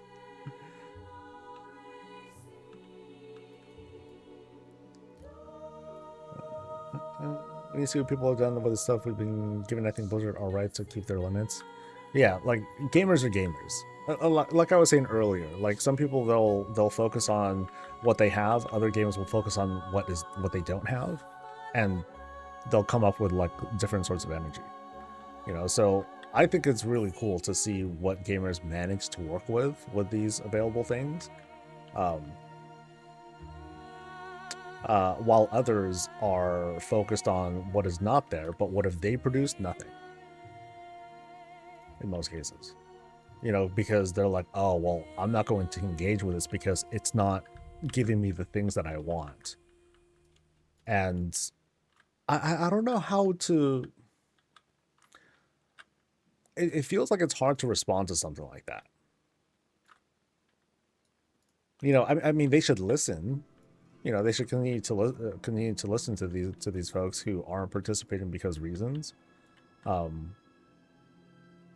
But also, like, what about the people who are participating, who are doing stuff and have something to say? So for a while, shop price to fund additional dev work. Nah, I don't buy into that practice. You know how like some I think some companies do this. Well, they'll say, hey, guess what, guys? All the money that's made from this thing goes straight to the devs' pockets as like bonuses or something like that. To me, that comes off as to me, it kind of feels like it's a taint of sorts. Hear me out. If developers were incentivized to pump out stuff knowing that they would directly benefit from it, they would get enriched from it, it feels like that would motivate them to just start pumping stuff out, and not in a good way. They'll just be like, oh, let me look at my old portfolio and just dig out like whatever garbage I can think of, or even worse, okay, let me use AI to pump stuff out real quick. Like, trust me, guys, I totally thought of this myself. For the sake of them getting a bigger check, and that, yeah, to me that doesn't sit very well. And I kind of blame AI for that too. I stand and fire a lot. That's me.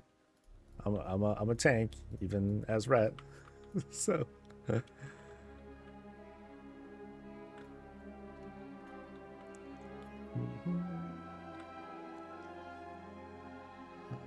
The price has been driven by additional functionality? Okay, I'm missing something. Or I missed part of the conversation. The reason I'm trying to get stuff we don't is because it's run by a different company. I mean, it might be run by a different company, but you have Blizzard artists that are putting these things together and everything. So it just makes me like, eh.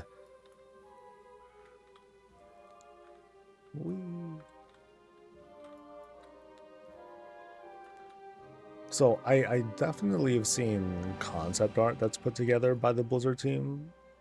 I don't recall if all of it is put together by the Blizzard team and then just sold to China. I'm not sure. Something like the Resort can fund a lot of dev time. Yeah, and then, you know. That's why I'm kind of like, I'm wary about directly incentivizing developers like that. I mean, in soft ways, it's like, oh, okay, cool, we made all this stuff. Now, you know, now we can, now they can have a bigger budget to like hire more people, get a bigger team, because now we've discovered this thing. So, like, for example, here's a different example. I talked about this just the other day, dude. Emotes. What about emotes? What if we had emotes that can be sold in the shop? You know, here's the pitch, right? Here's the pitch that you're making to the team. We should have emotes. We need a bigger team because we need more animators, because we're going to go just balls nasty with emotes. We're going to do like customized emotes. It's going to be shared across all the different races, all these unique things. We want to launch with like 100 new animations, which sounds crazy, because that actually is kind of crazy. Usually animations are just reserved for like new bosses and things like that these days, and you get like only like this trickle of new model animations and rigs and what have you. So what if they were to like add something to their spigot of income? I'm not talking about like, oh, let's have another mount, because that's just another mount. What if we open up a new lane of sorts? Housing opened up a new lane. You know what I mean? This would be a bit different, because these are animations, and animations that there's different levels of, I don't know what the fuck goes into all that. I wouldn't be able to quantify that. And if they were happen to be sold in the shop, they would only be one-time purchases. You know, once you have it, you have it. Maybe they can nickel and dime us by saying, oh, so if you want this, you know, if you want dance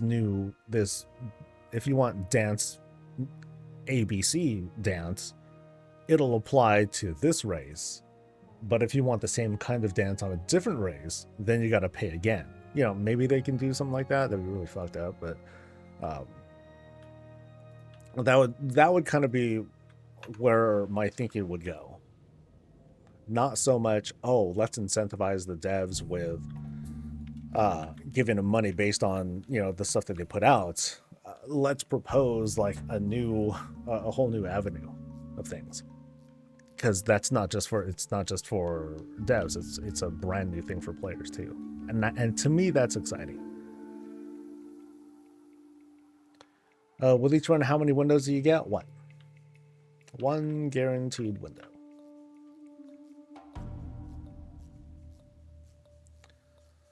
Yeah, it's about in this worst time of how game companies are. I'd rather have Blizzard be profitable. Well, you know, there's a diminishing return for it. Like, WoW isn't as bad as like other kinds of games, but they also do their regular subscription price too. And you know, there is such a thing as oversaturation and just kind of burning people out with too many cosmetics, or too many things to buy in the shop. Because you have those folks out there who will just keep trash talking it and be like, oh, well, look at how much stuff they're doing now, grr. And it's not like it's wrong either, because, you know, we see plenty of that. Oh my god, profits are up, let's lay off a whole bunch of people. Like, wait, what? No, we didn't want that. So, you know, fuck them rich people, basically. Maybe it's not burnout. Maybe it's just not everyone has to have stuff right at the exact moment. Well, that's a different kind of burnout. I think it's more the narrative that people push where they say, yo, why are they making so many things for the shop when they should be making things that are earnable in game? You know, my usual counter to that is, well, you can just make hella gold and then you can do it too. And then that's usually where the conversation ends because they just want to be mad anyway. So we'll lose overall anyways if they insist on the release timeline regardless of content completion. Rush devices equals worse than buggy content. I think it I know for me, like, I've been a lot more limited on what I do in game, and so like when people are talking about like the bugs, I'm like, oh god, this is crazy, and so on and so forth. I don't even really engage with a lot of this stuff until the weekend or so. So I'm one of those folks who like kind of walk in and be like, oh, so what happened, guys? And everyone's like, you know, everyone's all burnt out, they're all discouraged from all the bugs and whatnot. I'm like, oh, things seem fine over here. So but I'm also lucky, you know, because I'm always here for expansion launches. I tend to not really have problems either. That's just streamer privilege at work, though, obviously. But that's, I see it as it's just scaled up. So, like, once upon a time, WoW released less stuff at once. But at least from my point of view, it's no less buggy. Wow, 54%. That's terrible bad. It's been no less buggy. We just have more features that are still buggy. And so now we're just seeing more bugs. That's how I'm kind of looking at it. And so, yeah, for the people that are like adding everything up, yeah, of course there's going to be more bugs because there's more features. If there are fewer features, okay, but does that necessarily mean that there's going to be fewer bugs? No. To me, it's just the ratio of stuff. You know how people are like, oh my god, there's like a bajillion different currencies and yada yada yada, this sucks. Well, it's because there's a lot of shit to do now. That's it. 1207 kind of drove a certain point home where when you add activities that offer the same kinds of currencies, then people will make decisions, and people have clearly made decisions. You know, void assaults are super dead now. It's like, what's the point of doing them now when we have clearly superior ways of getting these things elsewhere? You know, just don't do that. No, not math. Ah! Not only bugs, but content didn't get a chance. Didn't get a chance to be fleshed out. Though, now one thing that I wish that Ian talked about in some other interview was Abyss Anglers. I talked about this very briefly in some commentary thing. Abyss Anglers might have been a launch feature, and it was not. It looked like it was going to be because we had the achievements, everything was there, it was out and ready. People made video content on it, and then all of a sudden, in a later beta build, I think it just disappeared, gone. NPCs were there, but achievements were gone. All that stuff, bye. It wasn't there. Then it came back for the, but then it came back for the 0.5. So that sort of tells me they do put that into practice. If something's not done, they're just going to hold off on it. If it feels like a kind of an optional thing. Abyss Anglers feels like an optional thing to me, and so they held off on it. The Core Jewels could have been a launch thing. Okay, I don't know that, but that's another example of something that maybe it could have been held off if they wanted to, but that was ready for the 0.5. Maybe they could have held off for the 0.7 if they wanted to. I don't know. But yeah, I'm just kind of making stuff up for that. But I would speculate that Abyss Anglers was an example of that practice. But they just don't talk about it because they don't need to. So I love the bug that happened where they had to turn off housing for a day.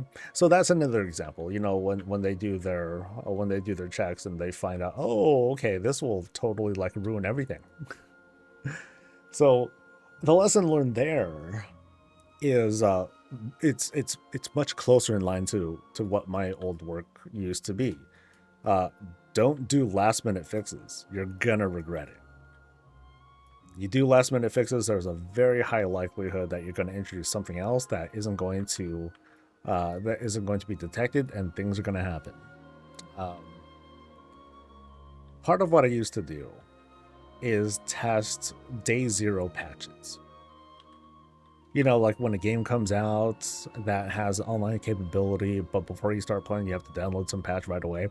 I would test a lot of those because there would be because during the development process, we would go through the stages and the motions of testing the game, making sure everything works. And then someone like me will be like, hey, game developer person, this is wrong, this is wrong, this is wrong. I will not let you release your game. Sorry, buddy. See you next time. You're not gonna make it for street date.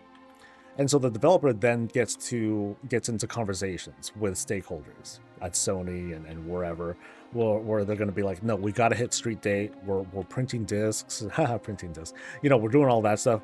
We need to sell this. We need you to give us a waiver, and we promise we're going to fix this in a day one patch. And then more often than not, it's like, okay, fine. You know, go ahead and do that. And so we'll test these day one patches maybe about a month or so before the actual game comes out, and sometimes those day one patches fail too. Because it's like, yo, you fixed this thing, we got it, but now we found all this crap instead. And this is almost worse. You gotta fix these things, guys. And so we're back into the meetings again, because now it's like people are up late, people are doing overtime, they're like scrambling to get their game fixed so that way they can get past this. It's very fun.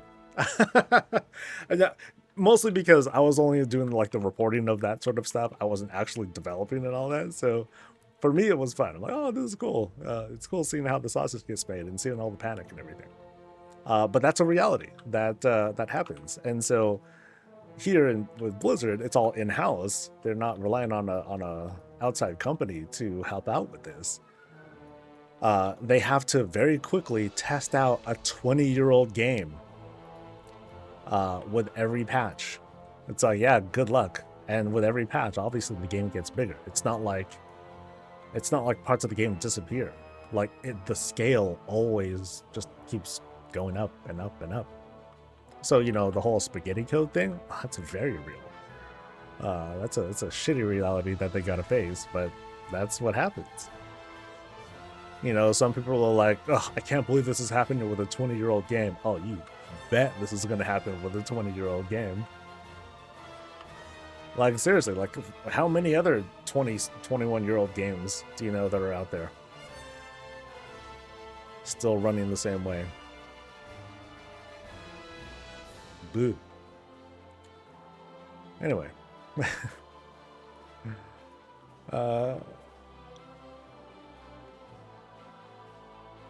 Why didn't they fix it back in the day? Why, or was it not broken then? Remember, I don't know if you were here earlier, Lillian, but remember when I was talking about the whole engineering thing? How they could make things that are like super proofed and like it's immune to every change going forward until the end of time.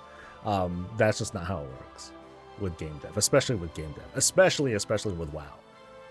You know, like a rep pally can play it a certain way and it can be perfect, bug-free and everything. And then gamers will be like, we're bored with rep paladins, change it. And then they're like, ah, shit, we gotta change it. And so they change it. and then what happens? We introduce all sorts of weird stuff, like how does the new rep pally interact with like older content? You know, does it break? You know, what about the tooltips, the other abilities, the references, the skills? And yeah, it's so much. I do not envy this team. They regularly have like doing a hot fix is like moving mountains, and they got to do it on a regular basis. Oh, it's rough, so rough. But I mean, if we're mad about something, you know, be mad about it too. You know, I'm not saying, oh, we should think of the poor. No, just you know, give your feedback and all that, write up your bugs, for sure. But also just kind of understand what they got to work with. It's a lot.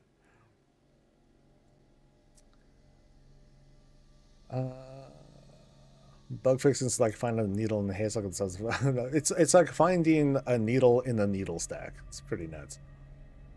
Are old profession decor costs decreasing as well? No.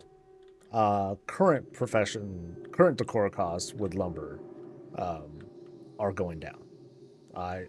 As far as I've looked, they did not do a pass on the lumber costs of older stuff. No. So, devs are the ones that are trying to make the best game possible, and also the ones that are taking the most abuse.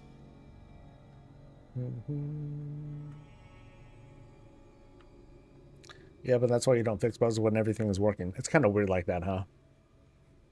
You know, if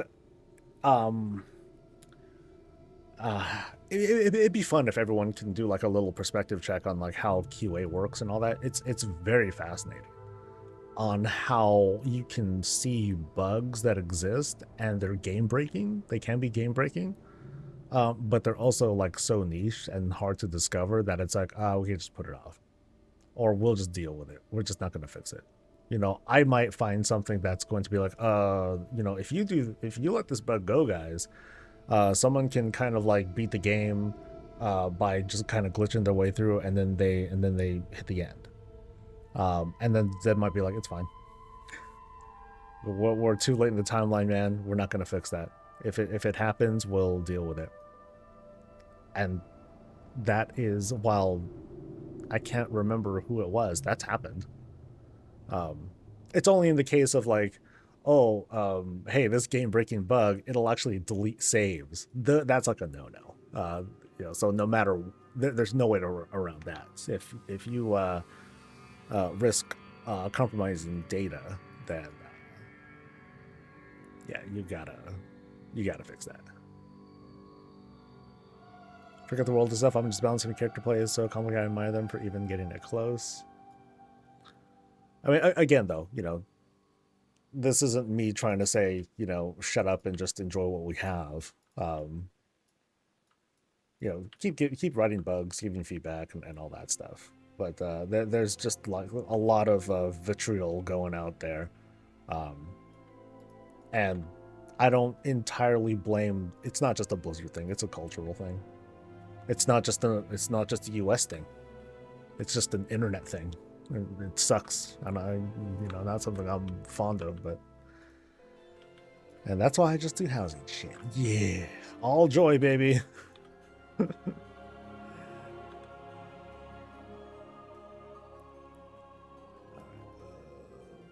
Oh, I'm hitting like such a punk.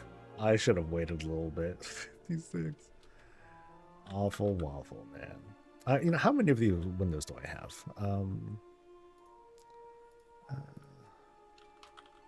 I have...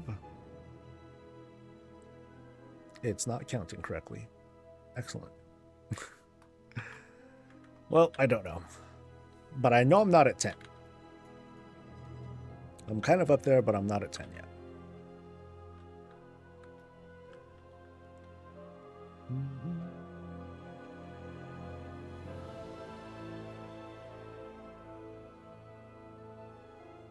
But yeah, sure. So you'd be surprised, like just how many bugs are just left in games that are known too, and they're like, it's all right. It's all right, dude. It's cool. It's like they'll, especially with a live service game like WoW, they'll let bugs go knowing that they're going to fix it in hot fixes in the first couple days, and hope that no one's gonna catch them. And obviously, not all of them are fixed, and not all of them are found either. You know, not to say that QA is infallible either. You know, they miss things too, because again, this game is fucking huge.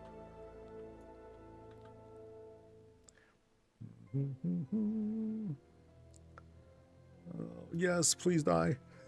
Yes. Mid jump, excellent. Are they in your bag? No, I'm looting them and I'm using them. So I think it's just the add-on that's tracking those numbers. It's just not pulling them correctly. But I have a feeling I'm at least 6. At least 6. I might stop here though. I might stop with this last one though. We'll see how 6 is. I can come back here hella fast anyway, so I ain't sweating. We're fine. Someone wanted to see the monk starting screen. Haven't worked on it. You know, it feels like mostly done. It's not the cleanest, but I feel like it's in a finished state. You know, minus whatever tweaks I feel like putting in. So the situation to fix one bug, you have to troubleshoot several others, so you can get very it gets crazy. The whole thing that Ian talked about with the elevator bug affecting housing, that's wild. That's a crazy one.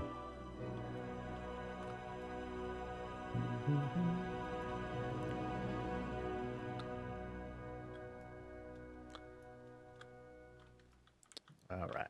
Now those guys I don't loot. So I don't loot all the bosses. I just loot like the last one, so I make sure I get the window. And I'm pretty sure I did that.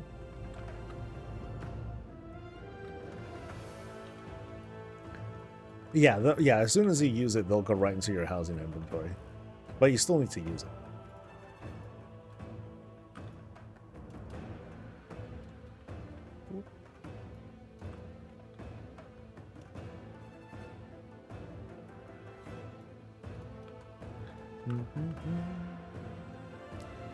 Oh no, it's slowed.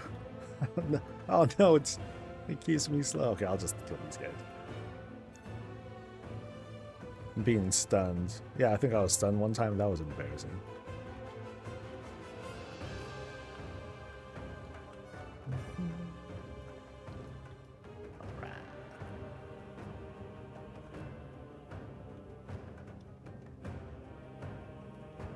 Oh. Huh. That slime thing looks a lot like the slime thing that we're going to see in the patch. Interesting. Very interesting. Now that one's honey colored, so something different. So on my computer, your stream is blurry. I have a pretty large monitor, so what would I add to my computer to have it become more clear, or is it my internet, do you think? I would say first thing to check is how do other streams look? That will at least help you troubleshoot whether it is a you thing or a me thing. Oh, let me rephrase that. It'll let you double check whether it is whether it's just my stream or if it's like some general Twitch problem. Don't stand. There was fire. Thought it was honey. Honey's safe and delicious. Great for your throat. So yeah, I'm gonna stand in it because it's good for the throat.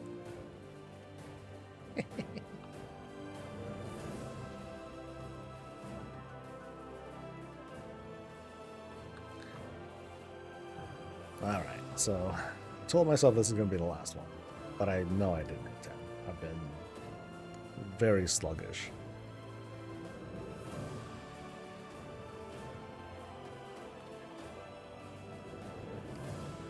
But that's what, you know, but I'm chatting with you guys, so it's fun.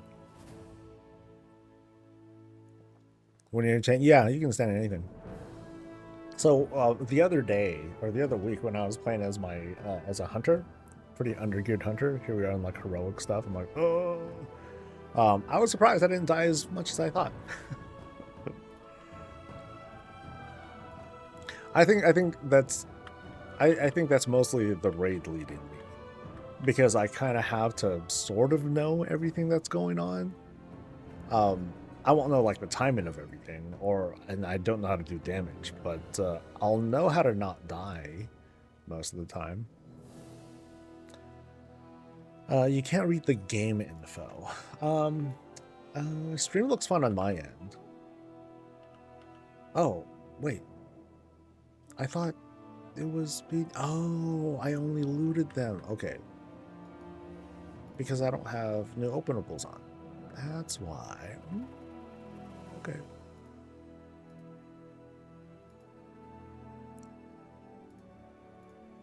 So let's turn that on. That'll tell me how many things I have now. No wonder my account was looking like that. Sheesh. Oh, because I've done 7. All right.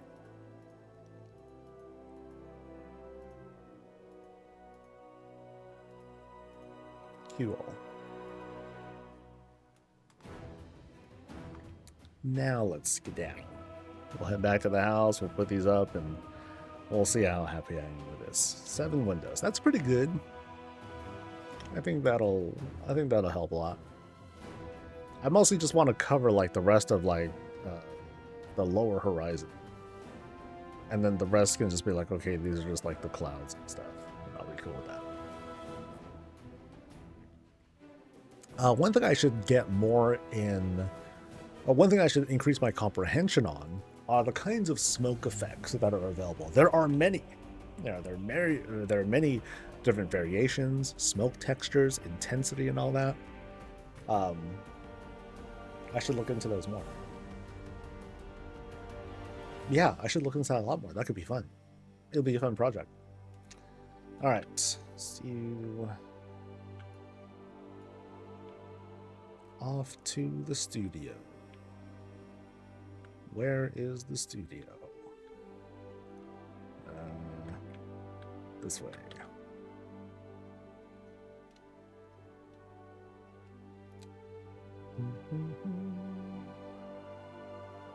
Alright, so someone was asking, hey, what does the monk one look like? Here's the monk one. So, ta-da! Yay! Now, I wonder... No, I think I would still kind of leave it like this. I would consider, after the patch, changing these panels into the tiles, but I think I would leave it. What I might do, though, is... Yeah, I might do some work on this. When those new beams come out, I might replace this, because these are Pandaran shelves. Up here, that's one shelf, that's another shelf, that's another shelf down there. So I might replace those, because these are very unwieldy. They're shaped very odd, and they're kind of hard to work with. But something like that, if I change that up, that might be kind of cool. Yeah, I want to say that Jade Forest vibe. The angling's kind of funny, so maybe like one thing I can do is try to smooth out. I think these are different colors too. I can smooth out the sky here, take those lines out, but it's not a big deal either, because like this is kind of the shot here, where you actually have like the building kind of like this far up, the roads here and all that. My favorite part is probably the perspective shot back there. You know, the jade wall back there. I was like, oh, I'm pretty happy with how that turned out. Yay!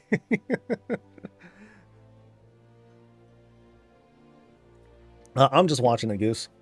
Yeah, I'm pretty sure it's going to be just like the one with Holly, where it's going to be Randy who's asking the questions that were sorted out by the ambassador community. I am not an ambassador, so I'm just watching. The Q&A is in 27 minutes. Thank you, mouse. High praise when you get a +1 from the mouse. I'm gonna frame that bitch. Hold on. I'm gonna move this here. Can I make this bigger? I can make it bigger. Excellent. So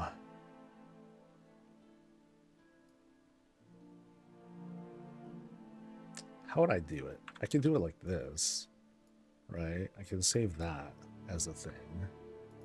Or I can like make it smaller like this, so that way it does like that. You think I'm joking, right? But one day, you might see a frame back there that says, oh my god, look what they said. Yes! Alright, anyway. She said, "So cool during your tour of 46 also nice, nice. You should frame that too. Frame that bitch meaning me. Yeah, that bitch. That bitch mouse. Low. Let's go."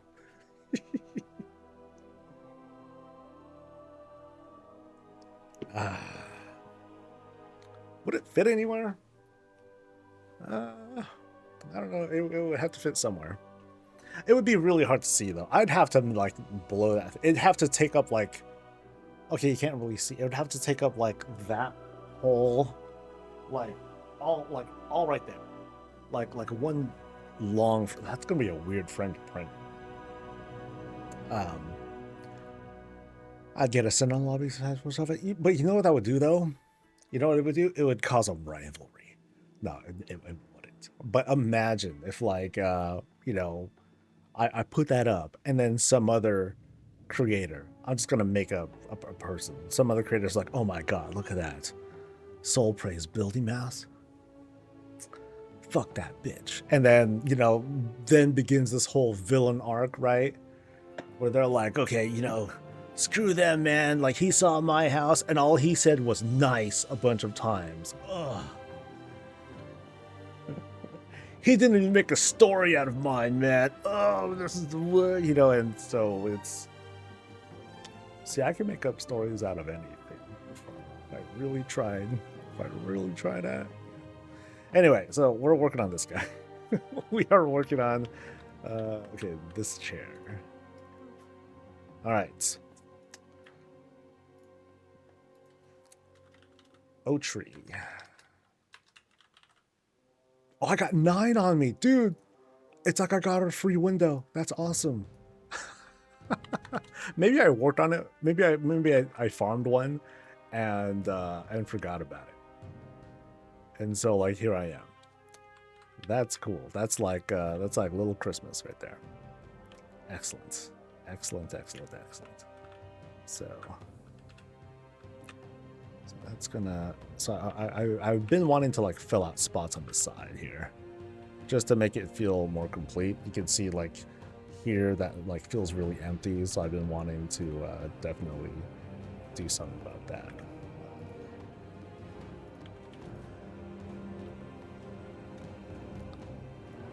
So now we got, oh no,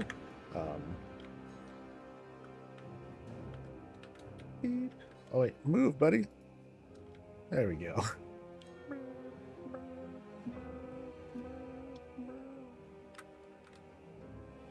So that can down by a bit. Yeah, I gotta fill this out a little bit more here. So yeah, I'll end up using like 3 or 4 of these here, I think.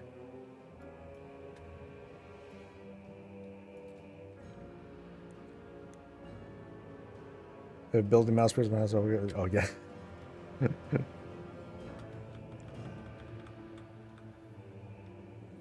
I tried finding the Rivendare person. Can you spell their name? Because I failed to find their thing. I think I had it spelled wrong, or I think it's not spelled. You know, not like the mount, or not like the dude that drops the mounts. I think it's like something else.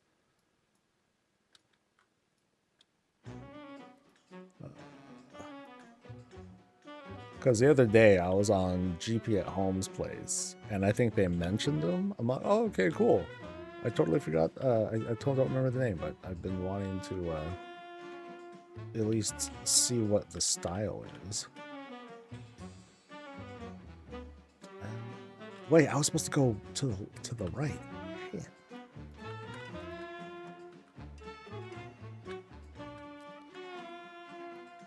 Oh. Yeah, I wouldn't have got that, man. Hold up. RYVN Dare.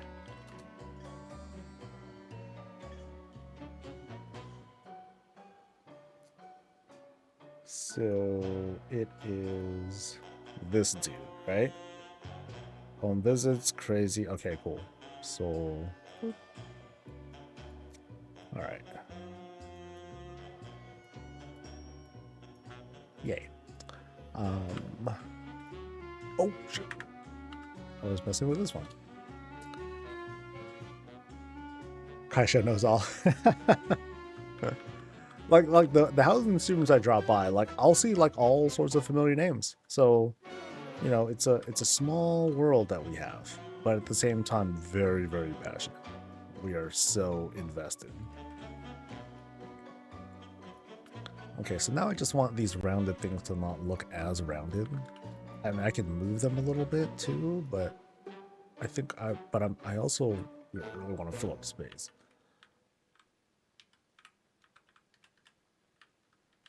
So if I do that, oh yeah, that'll help. Cool. And then back to the right side again. Oh, I'm running out of space already. No.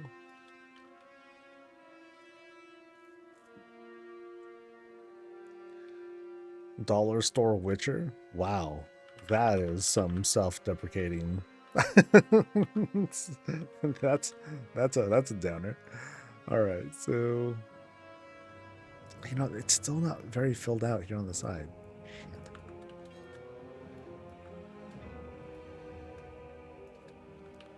So I'll put some back here again.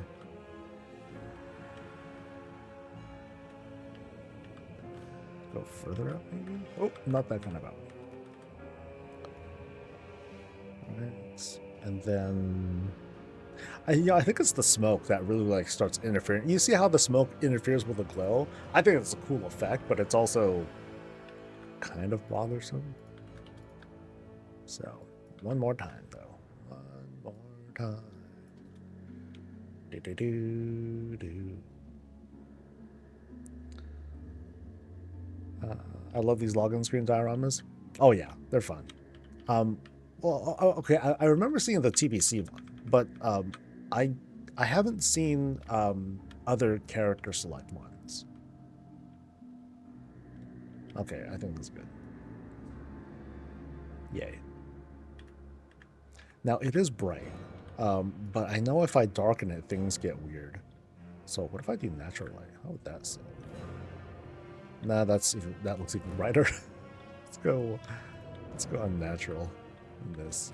Yeah, it kind of sucks. See how it kind of sucks away at some of the brightness there, or at some of the light sources there. So that feels very unattractive. Now it feels like there's explosions going in the background, which is kind of neat too, but not what I intend. Let's see. How does evening calm look? That looks... Oh, it's kind of doing weird things there now. What about midnight? Just for fun. That is also very weird. Okay, so back to default. I think default ends up working best. Yeah. So while it's brighter... Oh, okay, wait. I got one more thing I can try. I'm not on the right character. I'm going... Okay, hold on. I'm going to try out Inky Black. I want to see what happens.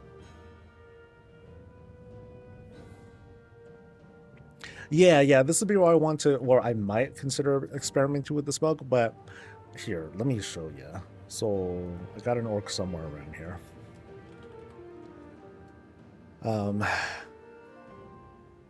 So, notice how the smoke is actually pretty minimal. Here. You have like towards, so here's like a front layer. Okay, you can't really see on the side. Actually, I guess this here is better. Like here's a front layer. And you can see how the smoke here, it's a little bit more wispy. Back here, which I consider to be like 1 or 2 layers back, it's a bit thicker, right? And then I guess because it's a shaman totem, like that thing doesn't produce its own kind of smoke anyway. It's just different. But the smoke isn't like, it doesn't permeate too much, but you do have like some, you can call it smoke, you can call it like low-hanging clouds too. But you do have like these very defining, a very defining horizon, which I can't really pull off the same way. So, oh well. Yeah, I guess like what I can maybe do is take some of those windows, move it up a little, so that way it has the illusion of like, okay, here's like a cloud in the middle of it. So I can play with the windows a good bit and see if I can like land somewhere nice. But as for the smoke isn't, it's not that much. Like, I guess one thing to point out would be like the little embers that you see flying here on the left and the right side. So if I can find something like that, that could potentially be cool too. But yeah, it's not super duper heavy. So I'm getting on this guy because he has the inky black. Yeah, I just want to take a look. Try the slate to do the dark clouds. I've done a sky through. Yeah, right now, I don't know. I don't remember exactly what color it is, but it is a slate color that I'm using, you know, like a darker gray. Because it's a razor wind fountain that I'm using back there. Because it has like a little bit of that texture, and you see a tiny bit of it when you're using, when looking at that sky here. So let me go back to the house. Oh, the stones. Oh, got it. I think those would pop a bit too much because I would be fighting with the ochre glows. It's gonna cause like a weird clippy kind of thing, I think.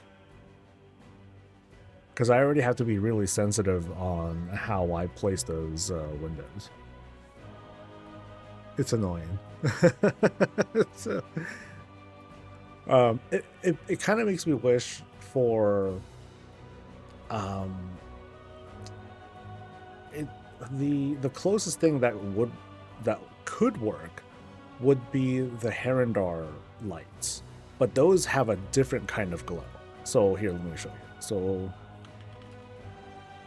So here we have like this kind of glow, right? Which seems like, oh, this would be great. This has like a really nice fat glow to it that can permeate through the windows. The problem is it doesn't permeate through windows. See how it like totally hides now? Like it just doesn't work like that. So I'm like, oh, well, thanks a lot, Herondar. You're a disappointment. So, but I totally would have used something like that because I love the glows that come from this thing. They're sick. Yeah, so inky black. How does it look with inky black? So now it's oh, okay, it's just, oh, now it just feels really dull looking. Ugh. Yeah, that doesn't look great at all. So never mind that. No, I want these things to like pop. So you see like minimal like cloud-like things there, but it's actually because of the smoke that's making the distortion. But you know, I'm happy with the distortion. I'm cool with it. I'm going to say this is just about done. Yeah. Any more than this, and I'm going to like cause a epileptic shock or something like that. If you set up the Braden's Brook lanterns to maximum size, have them behind the wall, and then they would make it look like horizontal smoking clouds. Do I have those things from Braden's Brook?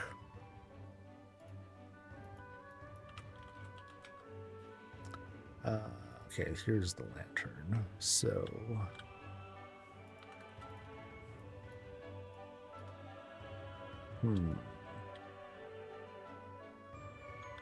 that's really subtle. Is this the right one? Or were you referring to something else? Because that guy looks baby. It's a baby.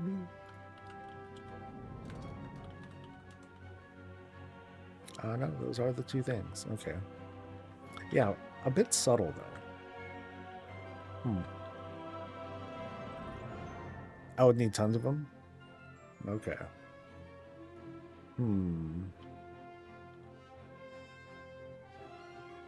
The wall-mounted one? Is there a wall-mounted one? Yeah, braziers do a lot of that work. So like what I have down here are like just a couple easy ones. Because I needed the fire effect too. So it's like, oh, well, I need the fire. So these happen to put out like some good smoke. that I was really happy with. So like I was happy with like that whole the whole shield thing that's where with the fire there.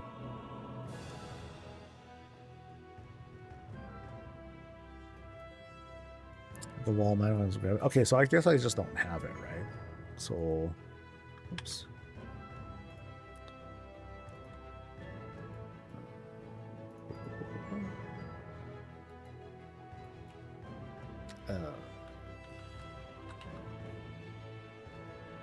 Or do you mean a torch? Because there's many of all sorts. Actually, I think that this might be one of them that I'm using. Yeah. Oh, I'm not looking to be too picky on the detail. I'm not trying to 1-1 this thing.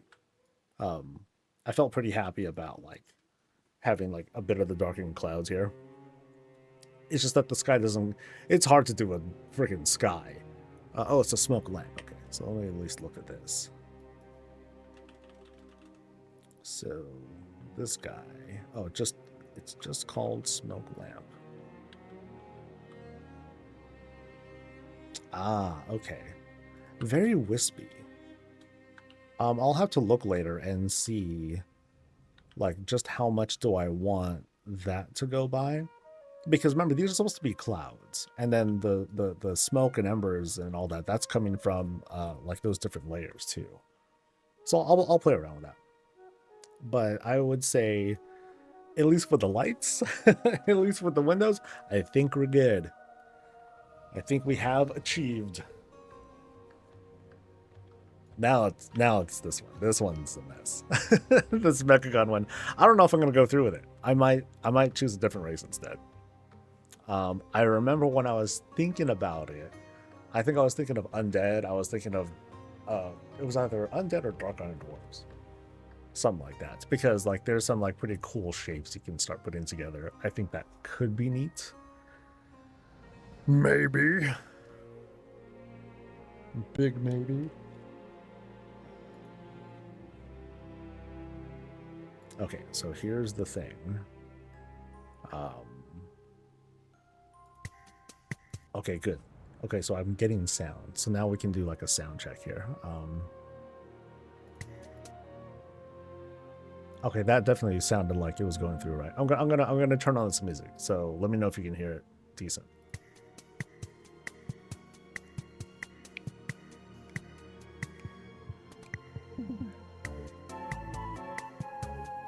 Wow, this is so dorky. I can hear it. Okay, good. Well, this is our music now.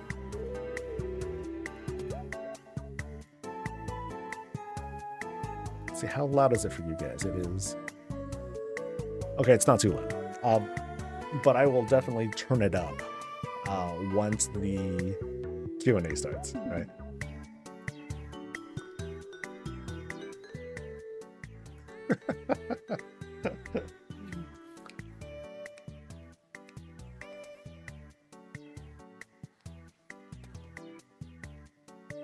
Okay, so here is the chat.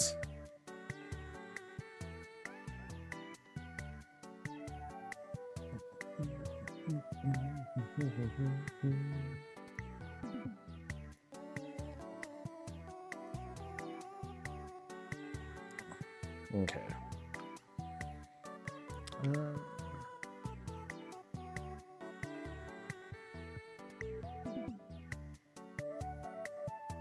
Oh, so someone else is playing this music here?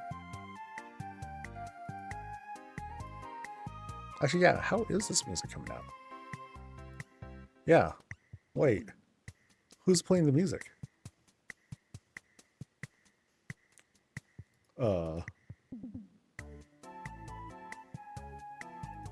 Yeah, that's not it. Who's broadcasting? I can't tell. Is it Kyvex that's playing it? No. The music is only on if I'm muted? Hold on, we're gonna test this. Oh, okay. So I can. Did you hear Andy just now? Did y'all hear him talking? Yes. Okay, good. So, sound check is good. So they lock. Yes, So they don't have control of the music. music is completely controllable for each client.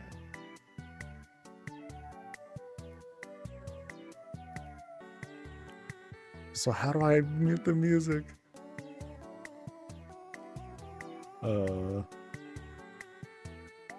I can mute or unmute. I don't see the controls though.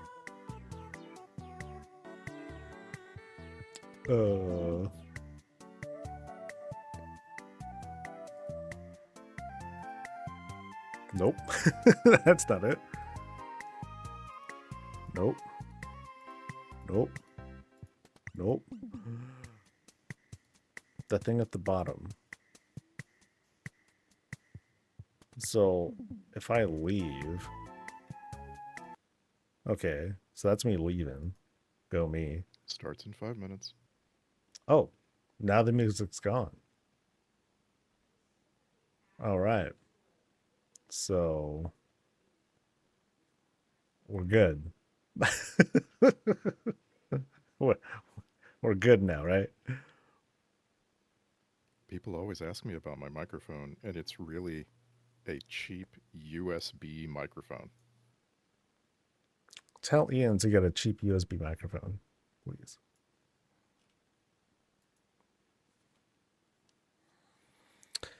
Hi guys, is this where we learn?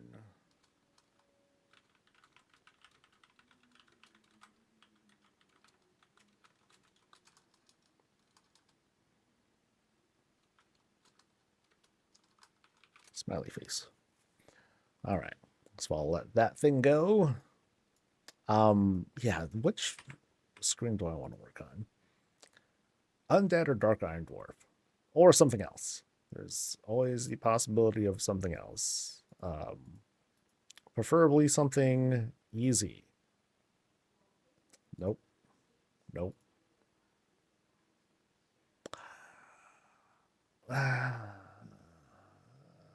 You know, I could do that.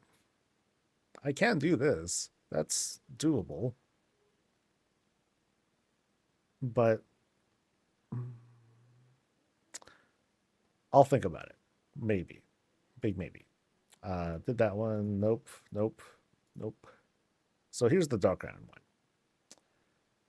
Now this one can be kind of tough because I have to pull off that sort of perspective thing within a very small space. This won't be so hard. Maybe. Lots of Gillian walls, different shapes, different tile sets. Same thing down here. Lots of elegant rugs. I could probably pull it off with that. Yeah.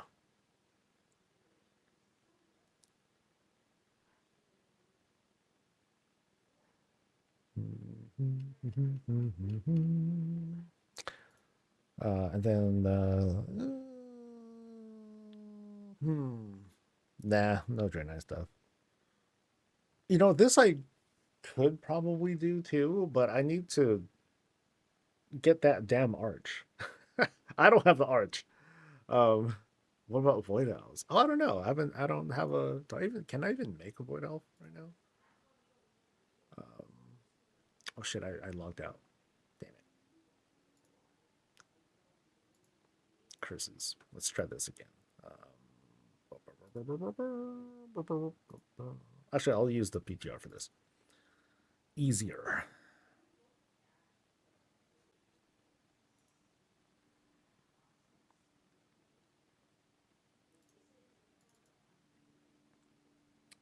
Oh, 2 minutes until we start too. Shoot.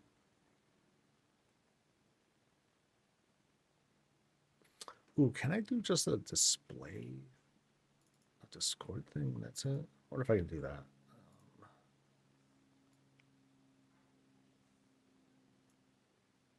Yeah, that would be helpful. So I can just do that. That could be kind of cool. So let me see. How do I change this? I forgot how to do all this stuff. Not filters. It is.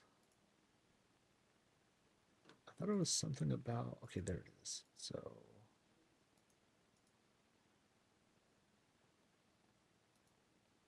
Not copy.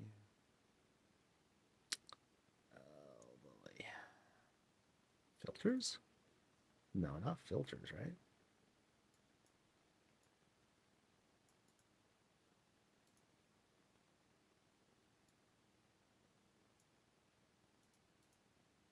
Okay, why is it fixed like that?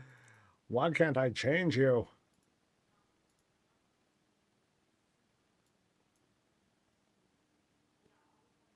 What's that? Assembled by some of my characters? That's to initiate like race changes and like that. I'm on the PTR, so that's where you'll see a bunch of those.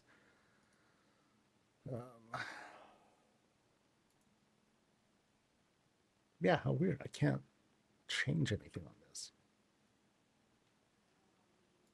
I guess I'll just delete that and try again. Look who's here. Yeah, there he is. Hello? Can you hear me? Yes, we hear We you. can. Can you hear Sorry, us? I literally had to boost the server so that I could have room to join the channel. That was an unexpected technical issue, and we will look into this for the future. But thank you for boosting the server, Ian. My pleasure. Right, we are actually at time, so we can begin. Well, hello everyone, and a very warm welcome to you. Thank you for joining us today. As you probably have noticed, we are joined by a very special guest today. It's Ian Hazikostas, a senior game director for World of Warcraft. Pleasure to be Hi, here. Ian. Looking forward to answering some great questions and talking to you all, hopefully the first of many. Thank you. Just for the context, Ian will be answering questions that WoW ambassadors have collected from our partner Discord communities. Thank you all so very much for submitting your questions. We received over 350 questions. At least I stopped counting at 352, so there is probably more. So naturally, we had to summarize and combine some of the questions. Otherwise, we will be here for a week, and I don't think anybody wants that. Be here for a week. And with that said, we can begin. Are you ready, Ian? Absolutely. Okay. Let's go. Perfect. The first question is about 8 weeks cadence. Asked and I answered, know man. you have talked about it quite a lot in your recent interviews, but our players here want to know how committed is the team to this cadence long term, and how flexible are you if player feedback suggests certain seasons or content would benefit from a little more breathing room? Yeah, this is a question we hear a lot. I'm glad it was asked. This is definitely not ironclad on our end. We are flexible. The idea of patching roughly every 8 weeks is something that the team actually set as a goal, as an aspiration in Dragonflight. Coming off a couple of expansions, Shadowlands notably, but really most expansions before that, where we had long stretches, many months, without any patch, without any update to the game. We heard very clearly from players that the lack of content, frankly, wasn't acceptable for what people were looking for from subscribing to World of Warcraft. And so, we said, every 2 months feels like about right to do something significant, to change up the content loop, to add some new systems, to add some new gameplay. It's also a chance for us to fix bugs that are, larger than what we can just hotfix into the game. We don't want to keep those things active for too long. But we've definitely heard from players, that at times it can feel a bit overwhelming. I think that's one of the challenges we have, designing for WoW in general. There's so many different approaches people take to the game, so many differences in, the amount of available time people have. And so, while one person may feel like they're running out of stuff to do, someone else is getting overwhelmed. I think back in, I want to say it was 11.1.5 in War Within, we tried for a patch or two kind of staggering out events. I think that was like Nightfall and Horrific Visions. We're like, well, we're hearing this feels like too much, so let's try spreading it out. Of course, people hated that. There were widespread complaints about time gating and whatnot, and we've tried to move away from that. So I think, we see the patch cadence as how frequently we're updating the client in a significant way. But then that doesn't say anything about the amount of content, the type of content, and who it's targeting that's being rolled out. And so I'd rather focus on the details of that player-facing experience, where it feels like things aren't hitting the mark, if they feel unpolished, if they feel like it's just too much that people can't keep up. We're always listening for that, and we're always going to pivot based around that. But I think a challenge here is that, this all the data that we have suggests that this cadence is working for the majority of our players. Now, the problem with a game like WoW is that when you have so many players, even a minority is still quite a lot of people. We do pretty regular surveys across our community to understand how people feel about the game. And, we've specifically asked the question in these surveys, is the rate of content just right, too fast, or too slow? And what we've gotten back is that about 50% of people think it's just right, 25% think it's too fast, and 25% think it's too slow. And so it's challenging. It's hard for us to make a big pivot based on that data, but we do stay flexible. And if that changes, certainly if it starts to shift in one direction or the other, we would definitely adjust our approach. Thank you for answering this question. And again, I feel like it's been a hot topic in all of the recent interviews that you had. So if anybody wants to hear more context, please check them out on YouTube or somewhere else. And there's plenty of context on this subject. The next question is somewhat, I guess, related, but not really. It's about communicating with the players and player feedback. So developers' communication has improved significantly over the past few years, and the community appreciates things like interviews, blogs, and blue posts. Looking ahead, what is your vision for communicating with WoW players? We're here, right? I think we want to keep doing all of those things and more. Communication sometimes is about just informing people about, what's coming to the game. Other times we're trying to shine a light on our philosophies and why we're doing what we're doing. Other times, I think it's about just letting you all meet and hear directly from some of the amazing, passionate people who are helping shape this world. I think it's, there are hundreds of people who make World of Warcraft and who really just love it with all of their being. And it's unfortunate at times that, you all are hearing from people like me too much, and maybe from them not enough. And so I think one of our goals recently has been to try to get, just more names and faces out there so you can meet more of our artists and our engineers and the people who make WoW what it is. I think this platform, this type of broad Q&A is great. I've been, wanting to do this for a while since the portal room got set up. I'm glad that we were able to put this together. Would love to hear, from folks who you would like to talk to next. I think we could do, this type of Q&A with people from the class team, the encounter team, our art team, our narrative team, like you name it. There's a lot to dig into and to share, but we're always going to be looking for new ways to communicate. So what I'm hearing is that we can do more of these Q&As, right? Absolutely. Perfect. Not as a question, but like a bit of feedback from actually class Discord. We have almost all of them in this program. They often mention that they may not have questions per se or feedback, but they would love to understand the context behind some decisions and the directions for their classes. So Q&As with class developers would be absolutely welcome and I guess helpful, at least based on what I'm hearing from the class communities. Great. Okay, next question. We're moving fast. I may run out of questions, actually. No. So this question is on a quite serious topic. We received many questions from communities representing players with disabilities regarding the recent add-on changes. How has the team approached those changes with accessibility in mind? And how are you balancing the goal of reducing add-ons reliance while ensuring the game remains accessible to everyone? Yeah, accessibility is something that we take very seriously and remain committed to.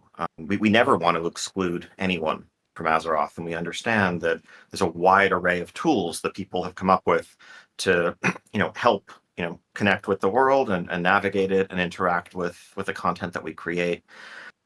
Unfortunately, sometimes there's collateral damage when we're trying to change or limit something that's being used, in an abusive way by a large group of players.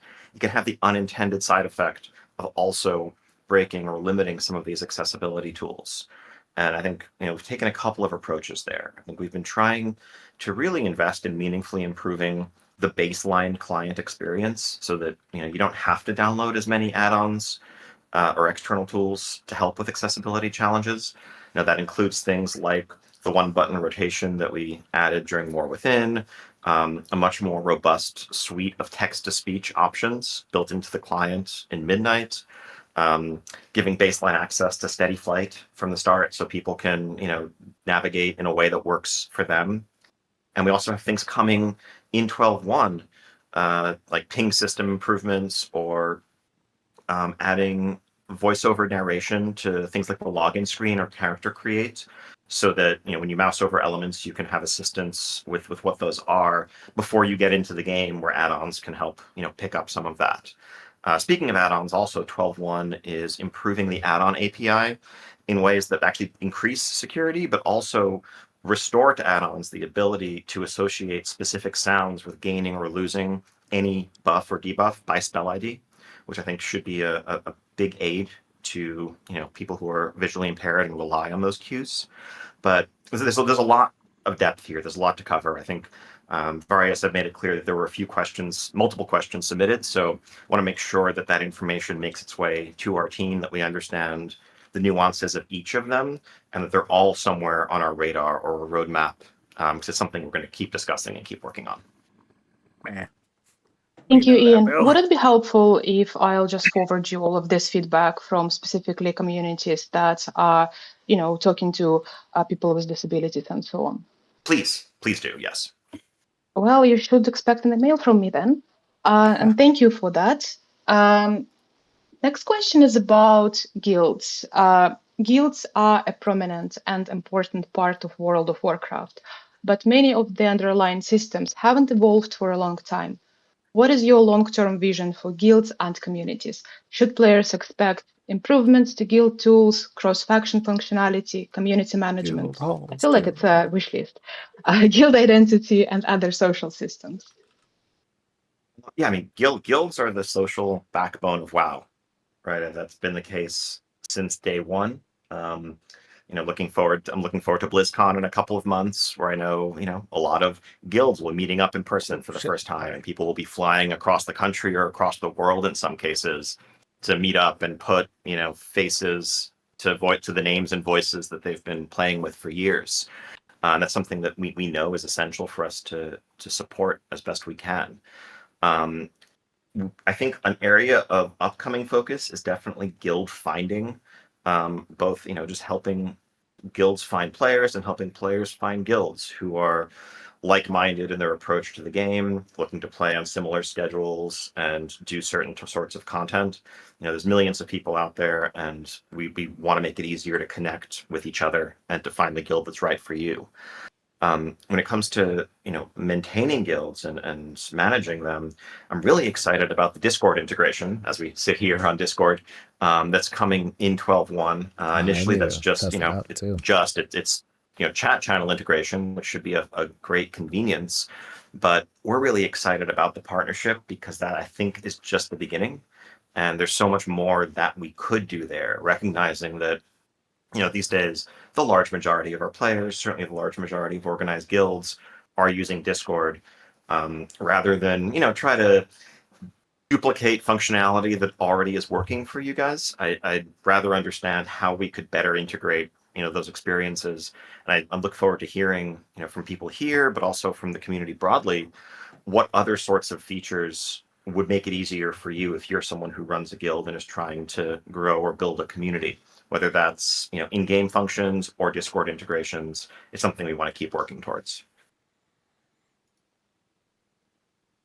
Wonderful. And are there any changes that come in specifically for the in-game community management tool? Like, is there anything that's coming shortly, or maybe something you're thinking about moving forward? I mean, like I said, really, it's more about guild finding improvements that we're working towards. The focus for 12.1 has been the Discord integration, but hopefully we'll have more to share in the future. Thanks so much. Moving on to the next question. It's about player agency. As World of Warcraft continues to evolve, Are you thinking differently about player agency? Is this something you see becoming a bigger part of World of Warcraft design philosophy in the future expansions? What is player agency, actually? I think player agency has really been a touchstone of our design philosophy for, in particular, the last 5 years or so. I mean, it's always been important, but I think we've emphasized it in a different way since, I think turning a quarter during Shadowlands. One of the big aspects of how we think about it is giving people the freedom to play the game the way they want to. I think a lot of the time in the past, we would require people to spend a lot of time doing one piece of content in order to prepare themselves or to be, adequately leveled up or geared or have the artifact power or whatever to do the thing that they really enjoyed. And while that, may have been successful at the time in getting people to engage in a portion of the game, if you're not enjoying it, it doesn't feel like we're respecting your time. And so I think for the last couple of expansions in particular, we've gone to great lengths to try to set up these parallel progression tracks. So if you're someone who really just wants to solo or play with one or two friends, there's this delve ecosystem that you can spend quite a lot of time in, get great gear from. Same for dungeons, same for raids, same for PvP, same for the outdoor world. People, they suck it all in. We do our they best. Take it We all want to as if they have make to sure that there's some value and rewards for people who want to engage in multiple of those activities. Ideally, each one feels largely self-sufficient. Now, agency, as the question touches on, can also manifest in other ways, like narrative. I think it's something that we think about a lot, but it's really challenging to execute in a shared MMO world, particularly, as large a one as we have today. There's this powerful fantasy of feeling like your choices are directly affecting the world around you.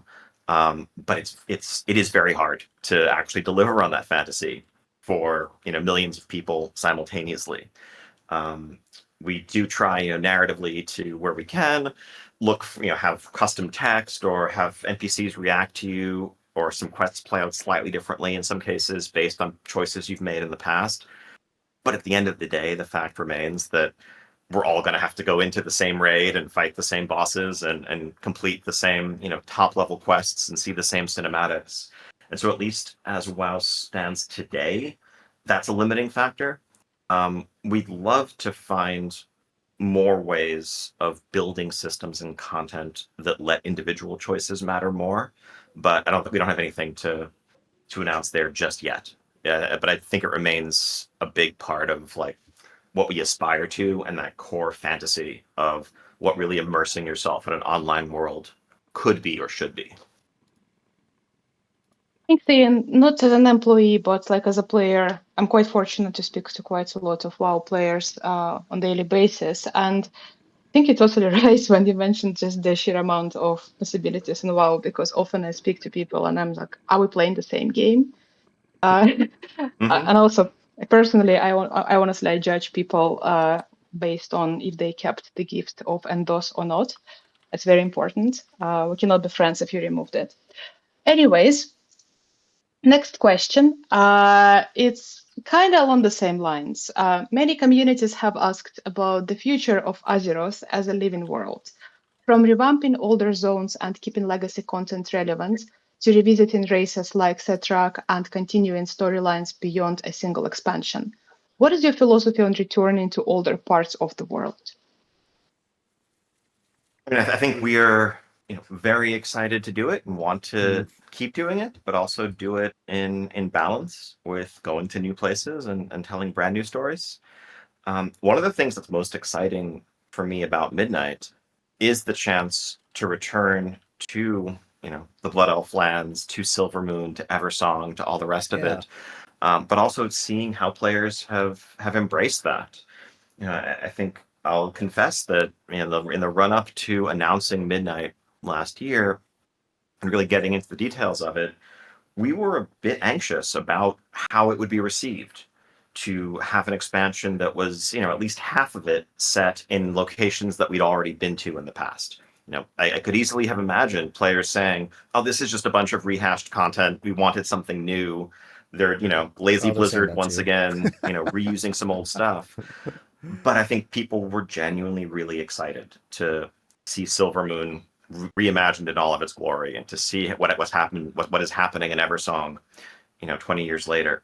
And I think as we look ahead to Last Titan, which is going to be set in Northrend, it also gets us thinking about other iconic locations that we could revisit in a new way to tell new stories. Because I think that's, it would really be a shame if in WoW going forward, some of the most iconic places in the game, whether it's, Silvermoon or Northrend or, Stormwind and Orgrimmar and Westfall and the Barrens and you name it, are places that we can never go again because it's like, well, we already told a story there, so they're off limits. That would be very limiting. But at the same time, of course, we want to keep expanding our world, bringing in new characters and new settings. So there's a balance to strike. I think we're certainly, we're excited about where we are today. We're excited about Northrend on the horizon, but we also have new places to visit as well. Thank you. There are quite a lot of people in the chat asking if there are going to be any PvP questions. There will be, but first we'll talk about player housing. And I'm Yes. sorry, it's not Sure. intentional. This is probably the shortest question in this Housing, Q&A. Are there any PvP. plans to add more racial themed house exteriors so more races are represented? Yes, that is something we're working on. We'll share more information when we have something a bit more substantial to share. We want to make sure that we avoid the situation we got ourselves into with heritage armor, where we started down the road and we're just trickling them out, but it took years and years and years for many races to get theirs. And we don't think that was the best way of approaching it, but we hear loud and clear that there is a lot of interest in, house exteriors that cover a much broader range of the cultures in Azeroth and player identities. So they're going And to we do are working multiple on it. races at once, probably. That's good to know. Thank you. The next question is on housing as well. It's slightly longer. Damn. With the Curse of Ulatek, we are getting the ability to add non-combat pets to our homes. Could you give us a glimpse of what the team sees as the next step for the housing? There is particular interest in features like displaying mounts, profession-related we have one infrastructure, of those tools to questions? organize and run community events, and some more specific additions like a menagerie for hunter pets. Yeah, I think actually almost all of those are things that we are also interested in and working towards. I think in a broader sense, one of the things we're looking to do is make it easier for players to find and visit each other's homes, and just add some more reasons to do so. I think we're working on something that internally we're calling name in progress, name tentative, a housing showcase, where players can list their homes in a browsable, searchable way, so that you're not just stuck going online and browsing external galleries on a website if you want to see cool houses, but so that you can actually explore in game and visit different neighborhoods and visit different homes to see the cool things that people have put together. This would be opt-in, of course. And then in terms of some specific features, things like we're rolling out pets in 12.1. We want to do something similar for mounts down the line. We're also talking about mannequins for displaying transmog sets or full sets that you've gathered. And also considering profession hooks, possibly. We want to be careful about being too heavy-handed when it comes to professions. I think it should more be about fantasy and convenience rather than anything that feels mandatory. But being able to have a functional forge or something certainly shouldn't be off limits for us. I will say, out of this list, the thing that's probably the least likely is something for hunter pets in particular. I'm not going to say never, but there's a lot of challenges there because housing is a warband-wide and account-wide system, and the whole idea of hunter pets is limited to a single class. And so thinking through how that would work in practice, there'll be a few challenges to sort through, though completely understand that for hunter mains who have their beloved collection of pets, being able to showcase those in more ways would always be appreciated. That's probably not likely to come in the near future. Oh, you almost made me cry. Like that was All a wish list situation with mounts and armor. And again, like I obviously went through all the questions submitted to us. There were specific questions about separately mounts and like displaying gear and so on. So I guess this is good news for quite a few people. Completely changing the topic from housing to warbands. The warband system has been one of WoW's most appreciated quality of life features. Can you tell us how you feel about it and what is your long-term vision for future of warbands? Many players asked about bringing more legacy reputations into the system and for extending warband support to things like legacy currencies, professions, crafted items, and more. Ugh, professions, woof. I mean, yeah, we love That's a monkey's warbands. You know, paw. I think it's an example of how the game evolves to meet players' needs. And I think that we saw very clearly the players play the game differently today than they did long ago in terms of how many alts people have and their expectations around, you know, what should be repeated per character and what should be universal and crossover between them. And so we kind of rebuilt our foundations from a character specific model to one where more things can be account wide. That's something we're excited to keep building on in the future. I think as we think about any new system or feature these days, really, one of the initial core questions is like, is this a warband system or is this a character system? And increasingly, more and more of them just land at that warband level. So it's not necessarily like going back and retroactively adding support, but more about how we build the game going forward in a way that has warbands at its center. On the specific topic of things like legacy reputations and currencies, honestly. Definitely, I need to take the blame for this one for being a little bit too ambitious and maybe committing to something that we weren't yet ready to deliver. I think when we first rolled out warbands, we said that, you know, we're going to start with the most recent reps and then work our way backwards through the rest of them in relatively short order. That seemed like, I mean, it is a good plan. That seemed straightforward to me at the time, but unfortunately, I wasn't fully informed on some of the work required to do that. And I think we've found as the team has dug into this, that it's a very painstaking, very manual process that just frankly can take so much time that it comes at the expense of other systems we'd like to add, other things that need to be done. And so it's taken longer than we've hoped. We're actually working on improving the workflow for doing this type of conversion that should set us up to be able to work through them, you know, more expeditiously in the future. But it has taken longer than we hoped. It's something that we are still committed to doing. I'll have updates, you know, I'll share updates as soon as we have more definite information. But, you know, in the long run, we definitely don't want to be in a world where there's these just vestigial reputations that just work differently from the rest of the game. Everything should be account wide, but it's going to take us some time to get there. Again, lots of hope in your answer. Thank you so much. I wish I had a more immediate answer, but we're working on it. Well, we're taking it as the classic Sun TM, so thank you. The next question, I need to kind of give a little bit of a context. We received lots of questions about different classes in very many details, like very specific questions. I think only Mages Discord didn't ask any questions because the only question they had is like when Mages will be cool again. So the next question, it doesn't touch on any specific classes because otherwise this Q&A would be again like a deep dive into each specific class.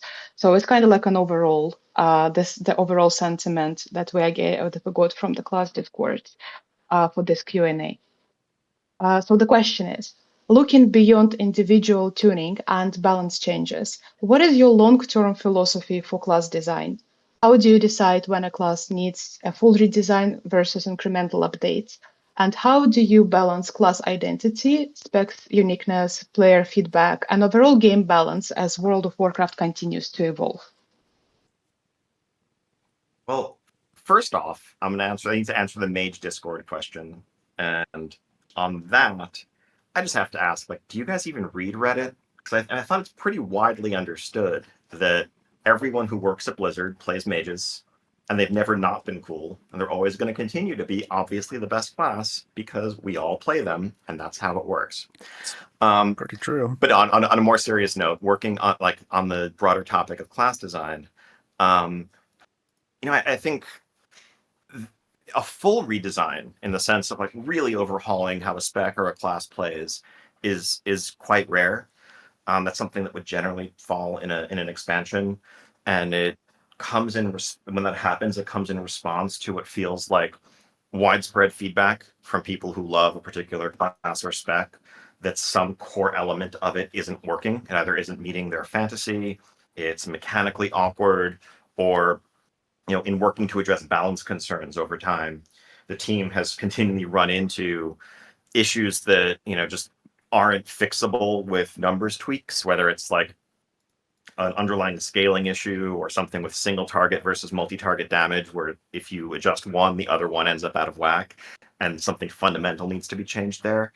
But I think our general approach is, save the biggest changes for expansions, save moderately sized changes for new seasons, and then in the middle of a season, mostly focus on tweaks, bug fixes, balance adjustments, because we want to be mindful of striking a balance between addressing feedback and not disrupting gameplay or balance too much suddenly. I mean, even in a new patch or even in a new season or a new expansion, I think we need to be cautious here. And I know that this can be frustrating to players who want radical change. But just as there are many players who are really energized by changes, and like even if a spec is largely fine, they may just naturally get bored if it doesn't change much over the course of a couple of years. Like a new expansion comes out, they look at whatever their spec of choice is, and say, this feels like it's just going to play the same way it did in War Within, and they might want to switch to a new class or a new spec just to have some novelty. We understand that and we respect that. But on the other hand, there's tons of players who are alienated by meaningful change to their longtime main spec or class, right? Even in a new expansion, if you log in and your bars feel totally different and the abilities that you used to push aren't there anymore or work differently, it can feel like we just severed a connection between you and this character that's been your avatar in the world for such a long time. And so that's the narrow road we try to walk here. It's a balance between making changes that are big enough to be meter moving in terms of the feel of a rotation or where numbers are landing, but also not so large or so unexpected that they cause someone to log in and feel like they don't recognize the class anymore. Thank you for this. Now, I guess PvPers rejoice. The next question is about PvP, I believe. So we received questions about the health of the rated PvP ecosystem, including MMR consistency, solo shuffle, queue times, queue dodging, win trading, and the overall experience across different rated brackets. How does the team view the current state of competitive PvP? And what improvements are being considered to make rated play healthier and more rewarding over the long time? Okay, there's a lot to dig into here. I was just jotting down the different pieces of it. Okay, let me try to work through them in order. In terms of overall experience, particularly when it comes to MMR, I think we obviously have to acknowledge that there have been some inconsistencies with how matchmaking feels and evolves from season to season and between brackets. I think that we're happy with how season 1 is playing out now after changes to MMR inflation, but we definitely could have responded to the feedback and to the concerns being raised much sooner. And I think we're going to be paying much closer attention early in season 2 so that it doesn't feel like something is going unaddressed for as long.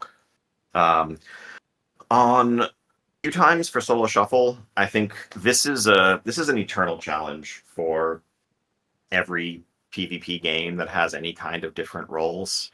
Most people want to play DPS, and that's not a secret. And I think there's just some fundamental math challenges in making that work out to everyone's satisfaction. The average match length of solo shuffle is also longer than typical 2v2 or 3v3 match, which also contributes to queue times. We've tried adding incentives for healers to queue, and it's something that we could try being more aggressive with, but it hasn't made a significant impact yet. We're exploring some ideas there, but there's nothing to share definitively. But we know it's a problem. Bots. We agree it's a problem. I mean, I think if you're focused on solo shuffle, like it's obviously the number one issue. You just want to spend more time actually PvPing and less time waiting for a queue to pop. Speaking of queues, I guess on the general topic of queue dodging, in season 2, we're adding an account-wide debuff that limits your ability to queue if you miss a queue. I think it starts at a minute, and then we'll scale up from there. The goal is to, also just improve the matchmaking experience and the solo shuffle Interesting. experience overall by ensuring that people are jumping in and are taking their queues across all of our modes. And so, if you're queue dodging, you will be restricted from your ability to queue for an increasing period of time. High level, Interesting.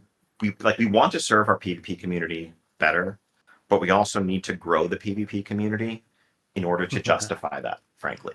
I think the story of PvP in WoW has been a very passionate core of players that, 20 years ago was larger. The number of people who jumped into battlegrounds, into more casual modes of PvP as a percentage of the overall player base was much larger back then than it is today. To do.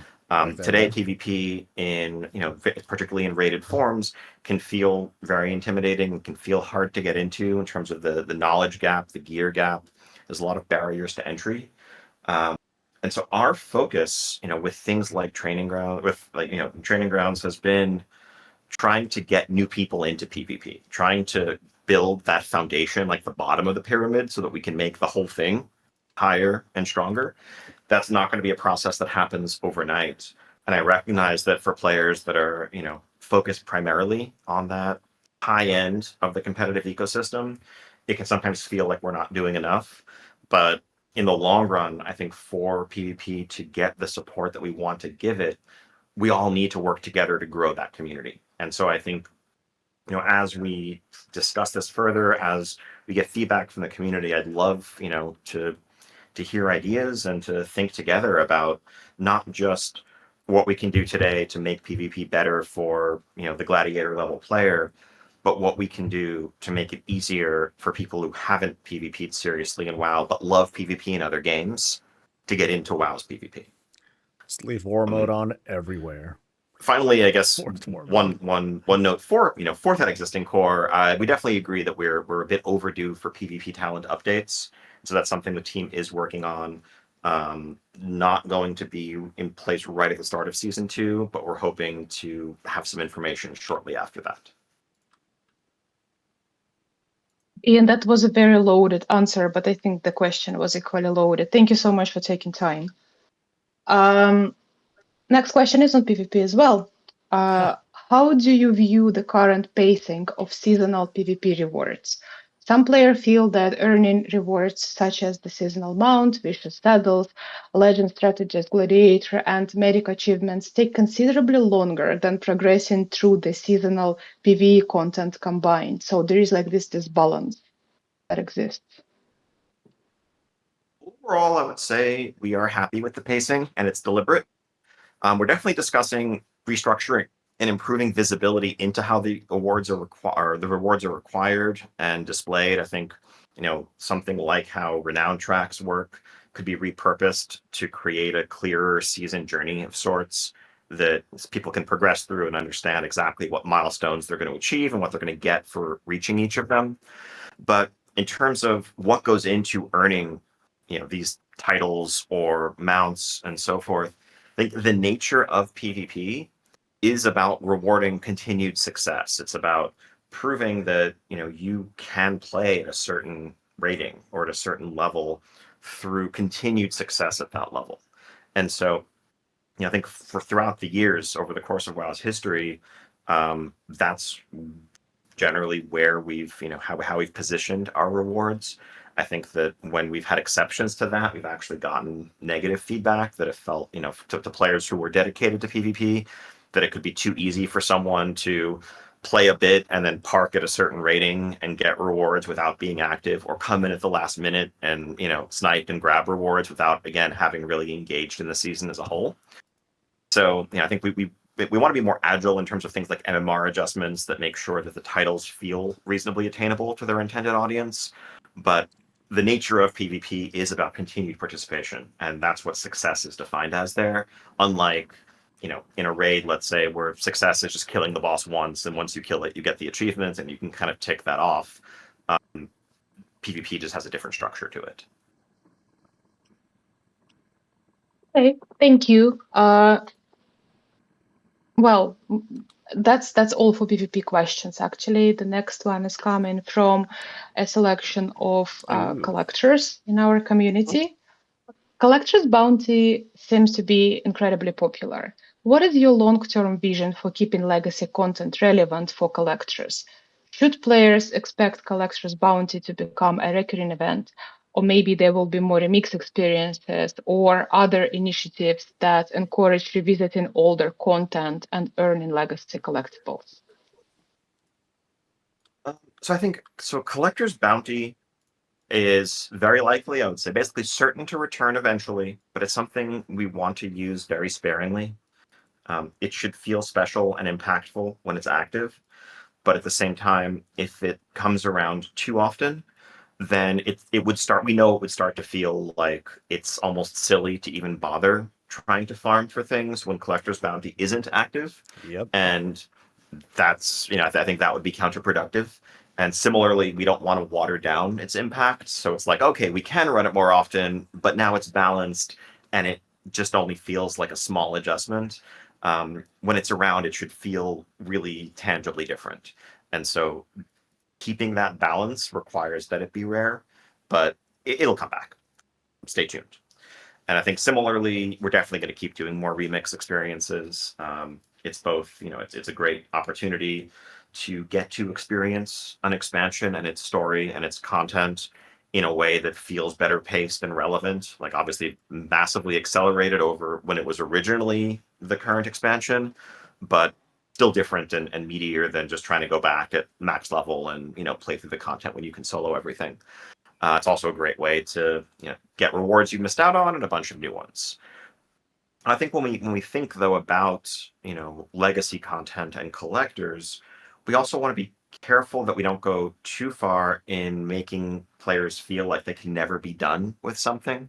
At the end of the day, if you've run, I don't know, Dragon Soul a million times and you have all the rare mounts and you have all the transmogs, it's not a problem for us if you feel like you're done and you never need to go back. Like we're not trying to, we don't have it as a goal of how do we get these people back into Dragon Soul?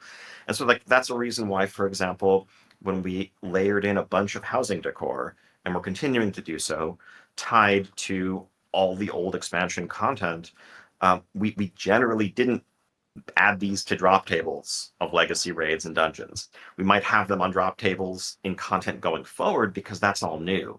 But the last thing we wanted was to tell someone who felt like they were done with Ulduar or Ice Crown or whatever, Welcome hey, back, we just added guys. new stuff to the drop tables, time to go back in and begin farming it again. So, we know collectors want goals to chase, but we also have a sense that I think there's value in feeling a sense of completion and tangible progress. So always trying to keep that in mind. Thank you. Not a question and not a feedback, personal opinion. I absolutely loved going back to, legacy content to get some housing bits. So that definitely worked, even if not intentional, but loved it. The next question is from the collectors as well. And I believe you have, I remember you answered this question many years ago in one of your interviews or something like that. So I'm very curious to hear how the answer is now. What is your philosophy on no longer obtainable rewards? Should some remain exclusive forever to preserve their prestige, or do you see value in finding new ways for players to earn legacy collectibles over time? Just let the horse die. So I think there are a fraction of a percent of collectibles that we do plan to keep exclusive for the indefinite future. It's not something we're looking to do much of going forward. It's not, a tool that we pull out of our tool belt very frequently these days. But I think when commitments were made in the past, that something was going to be available only for a very limited time, it was challenging to acquire or had prestige associated with it around that time limited aspect, that's something that we want to honor, we want to preserve.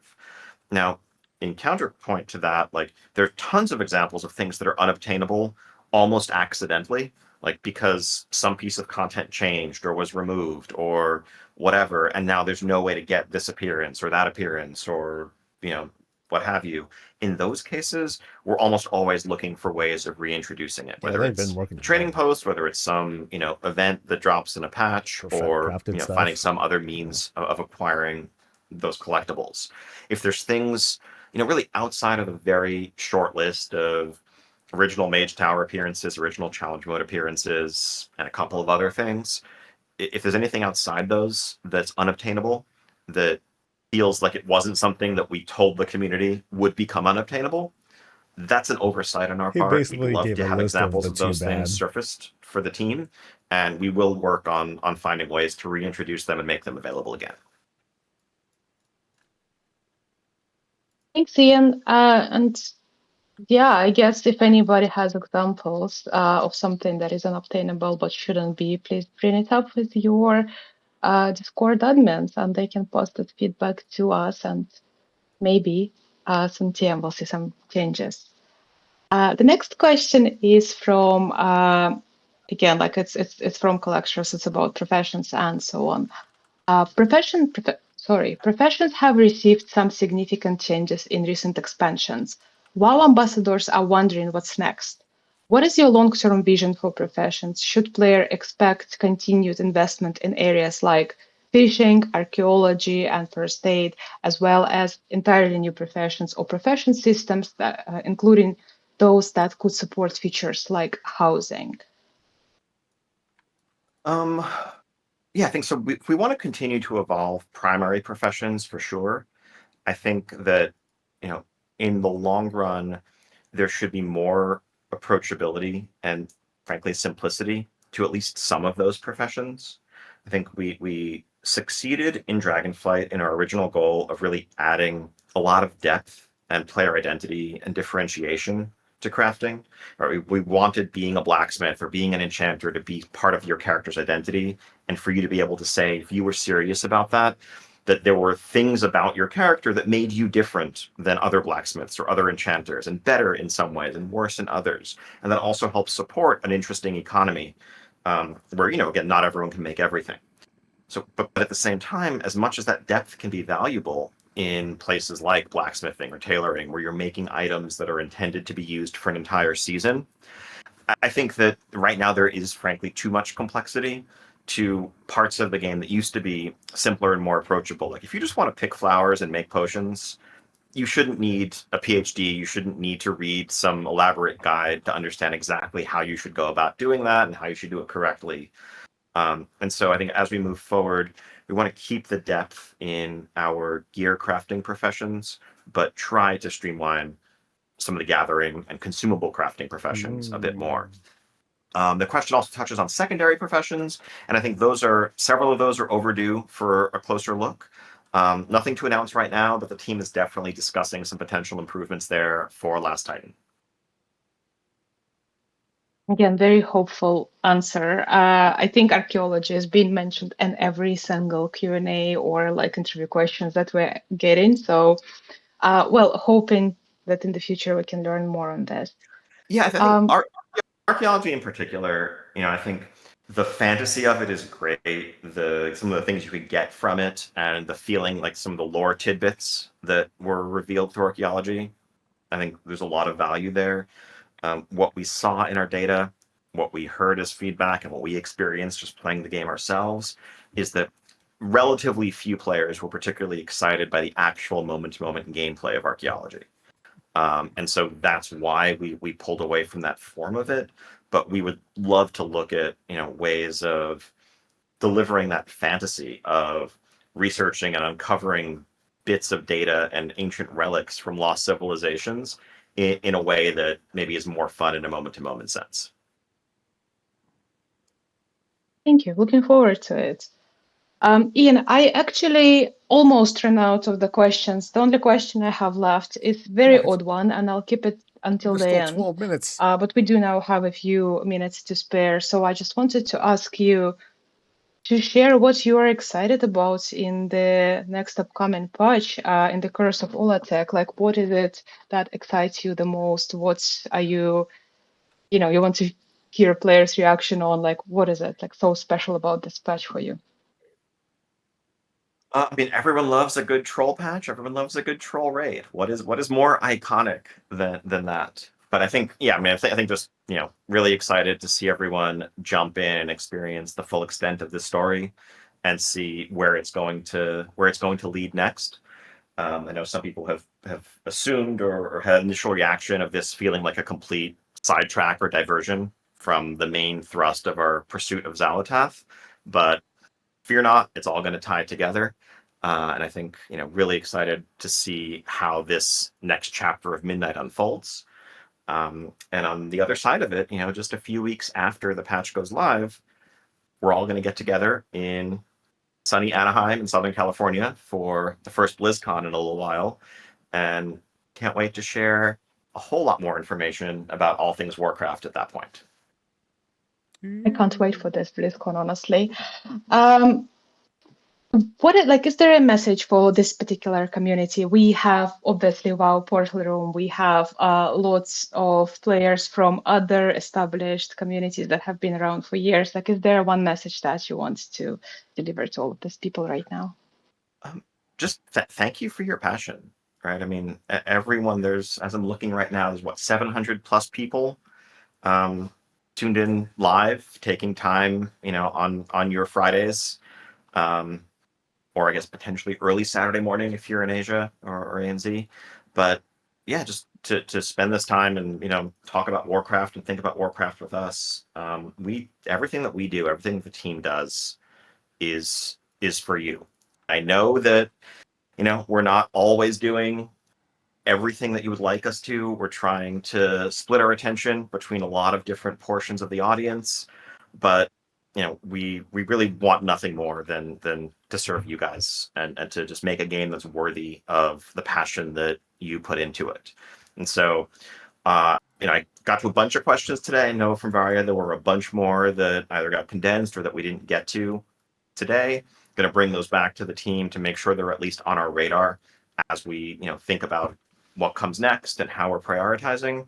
And as I said at the start of this, really excited for this community, for this group of players who are, our ambassadors and really key parts of the Warcraft community. And so hope to do more of these sorts of Q&As. I'll definitely be back down the line, but I'm going to encourage other people on the team, like I said at the start, whether it's class, encounter, narrative, classic, you name it, to jump in and engage with you directly as well. And thank you so much. That was so wholesome, and I can only double this. It's a great privilege and honor to be working with this community. I hear you mentioned more Q&As. You just let us know. We can organize it at any time.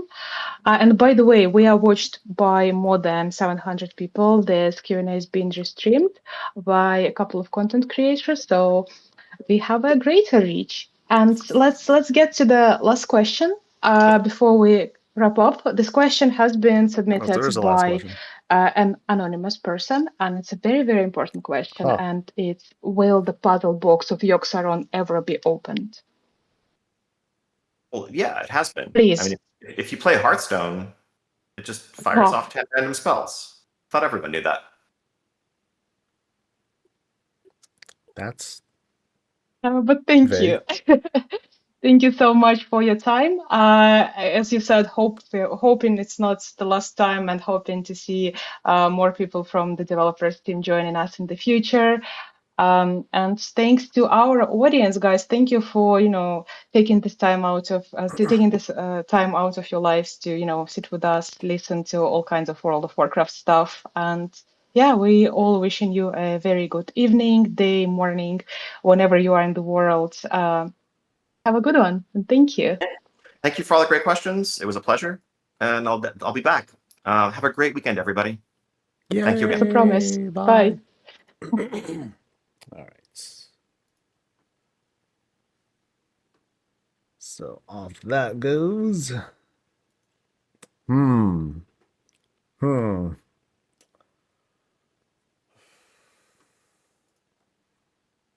I need janky ground. I need janky dark ground. Like down here, right? So I'm going to try undead. I think I should be able to pull off undead stuff. That doesn't seem like it's so bad. I definitely need to change the lighting when I switch to this one though. So that's fine. That'll work. All right, so I only took like I didn't take great notes. I just kind of jotted down a couple of things. So we had just completed the developer Q&A with Ian Hazakasas over on the WoW Portal Room, the Discord channel over there. And there's just like a couple of bullet points that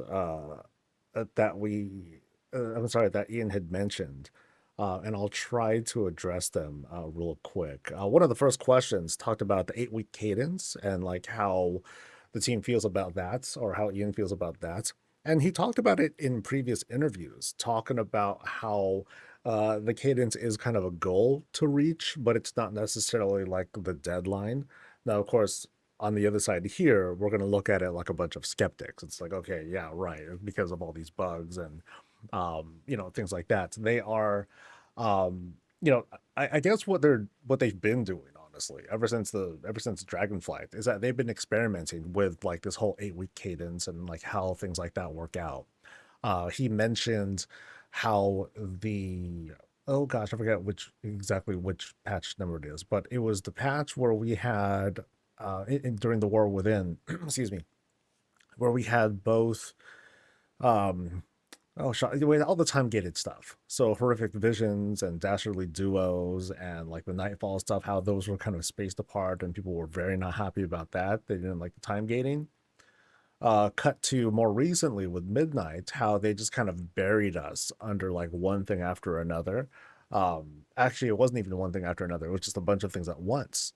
And folks were not very happy about that either. They felt very overwhelmed. And so they're just still kind of experimenting with what happens to work. And he brought up a pretty interesting point about like the data side of things too.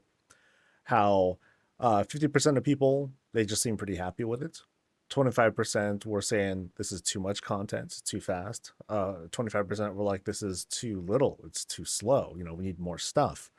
And so he was kind of like lamenting to himself, okay, where do we go from there? Frankly, I'm not sure either. But, this is just an opportunity for us to continue giving feedback, personal feedback about how we feel. There's a lot of folks out there, including myself, who will be like, well, this is how the player base feels. We are thinking like this. And of course, I'm not going to say, don't give feedback. But we, and I include myself in that, we catch ourselves speaking like on behalf of many others. And, that could be a bit of a dangerous thing. He talked a little bit about communication and how they take in feedback.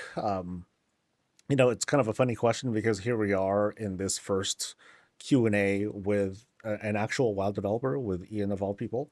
So they want to continue improving on the communication. It's never going to be enough because there are a bajillion people, not a bajillion people, but there are a lot of people, a lot of voices who are campaigning for this or that.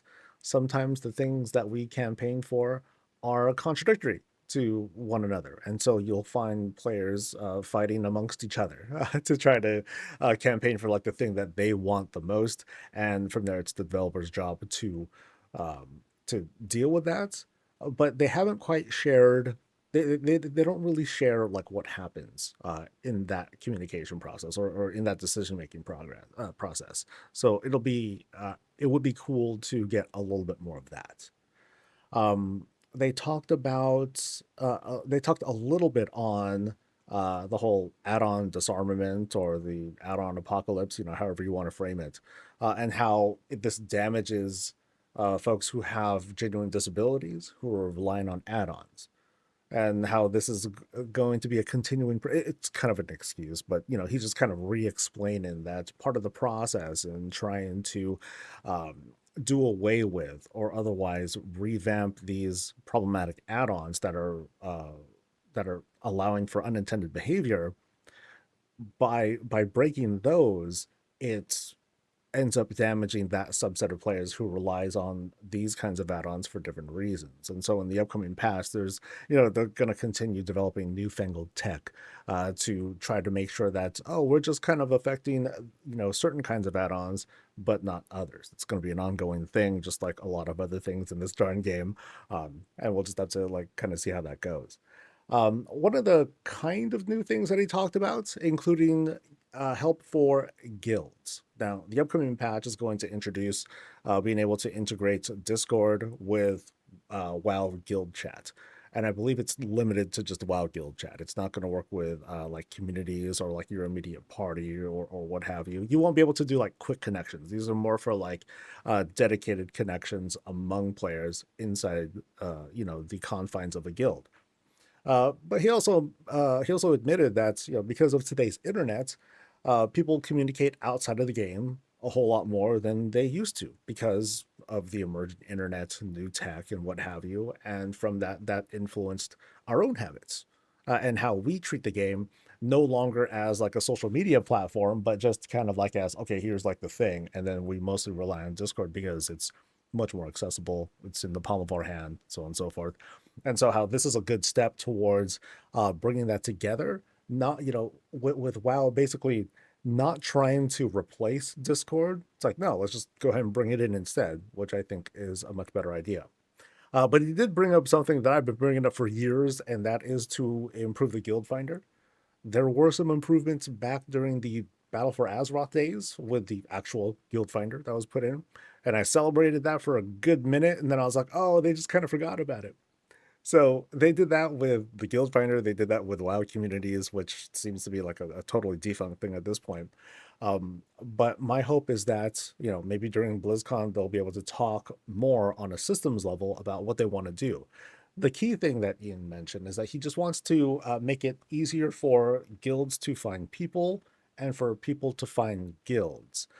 But it was the part about guilds finding people that I found to be interesting.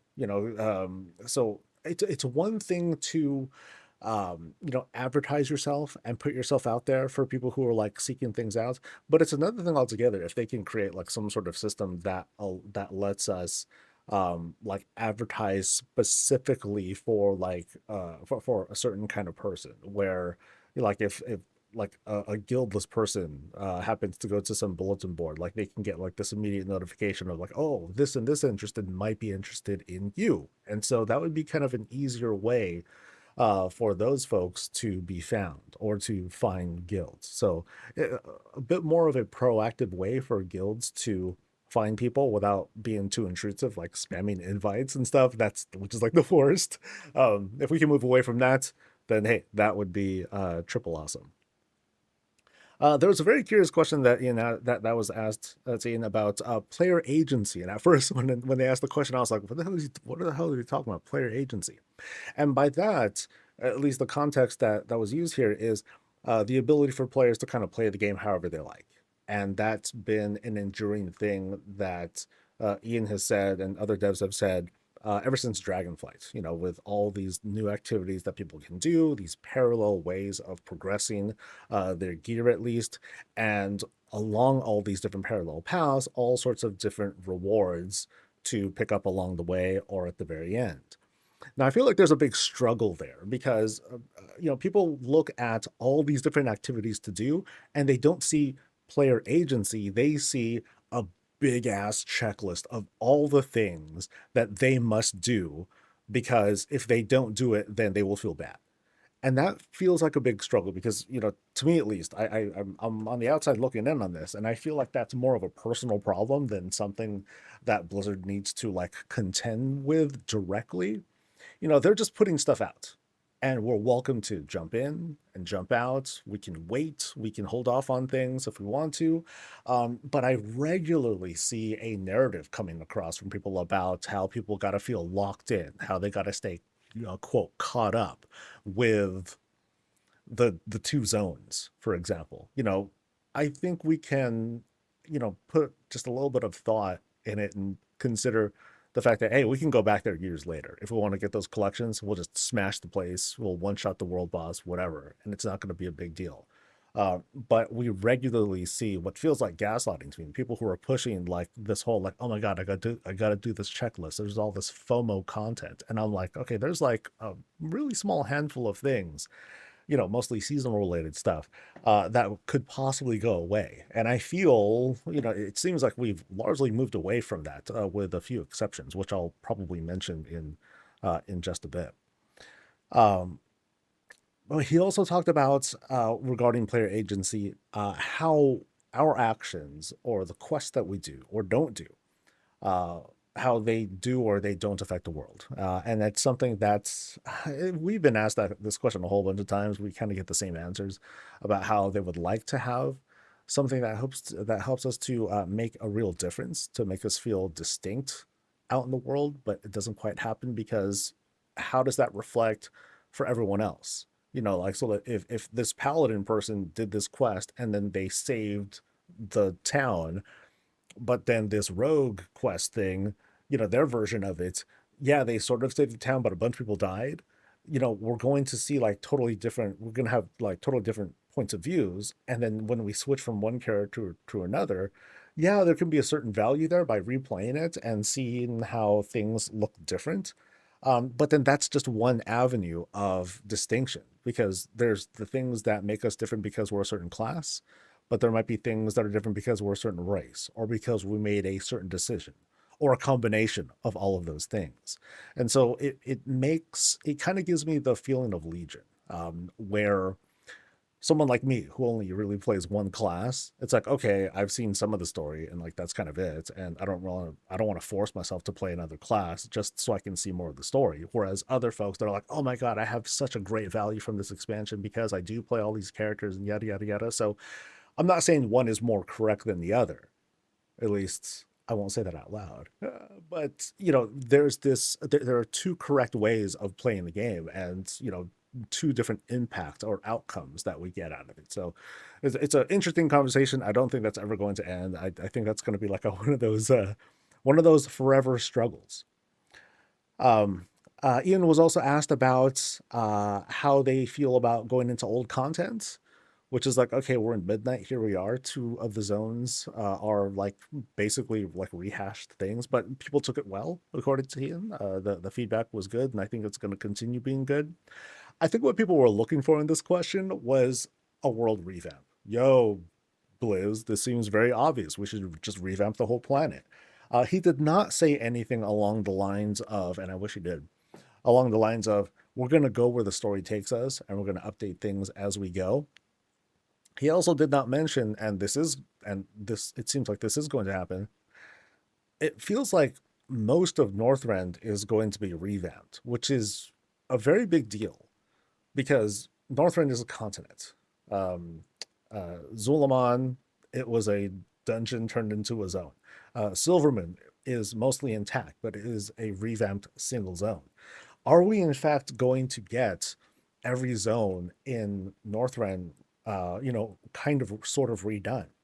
And if not, how's that going to play out? So like, is Dragonflight going to be like way in the past, whereas up in Northrend, I'm pretty sure that's going to have like a big change. Storm Peaks is probably going to have a big change.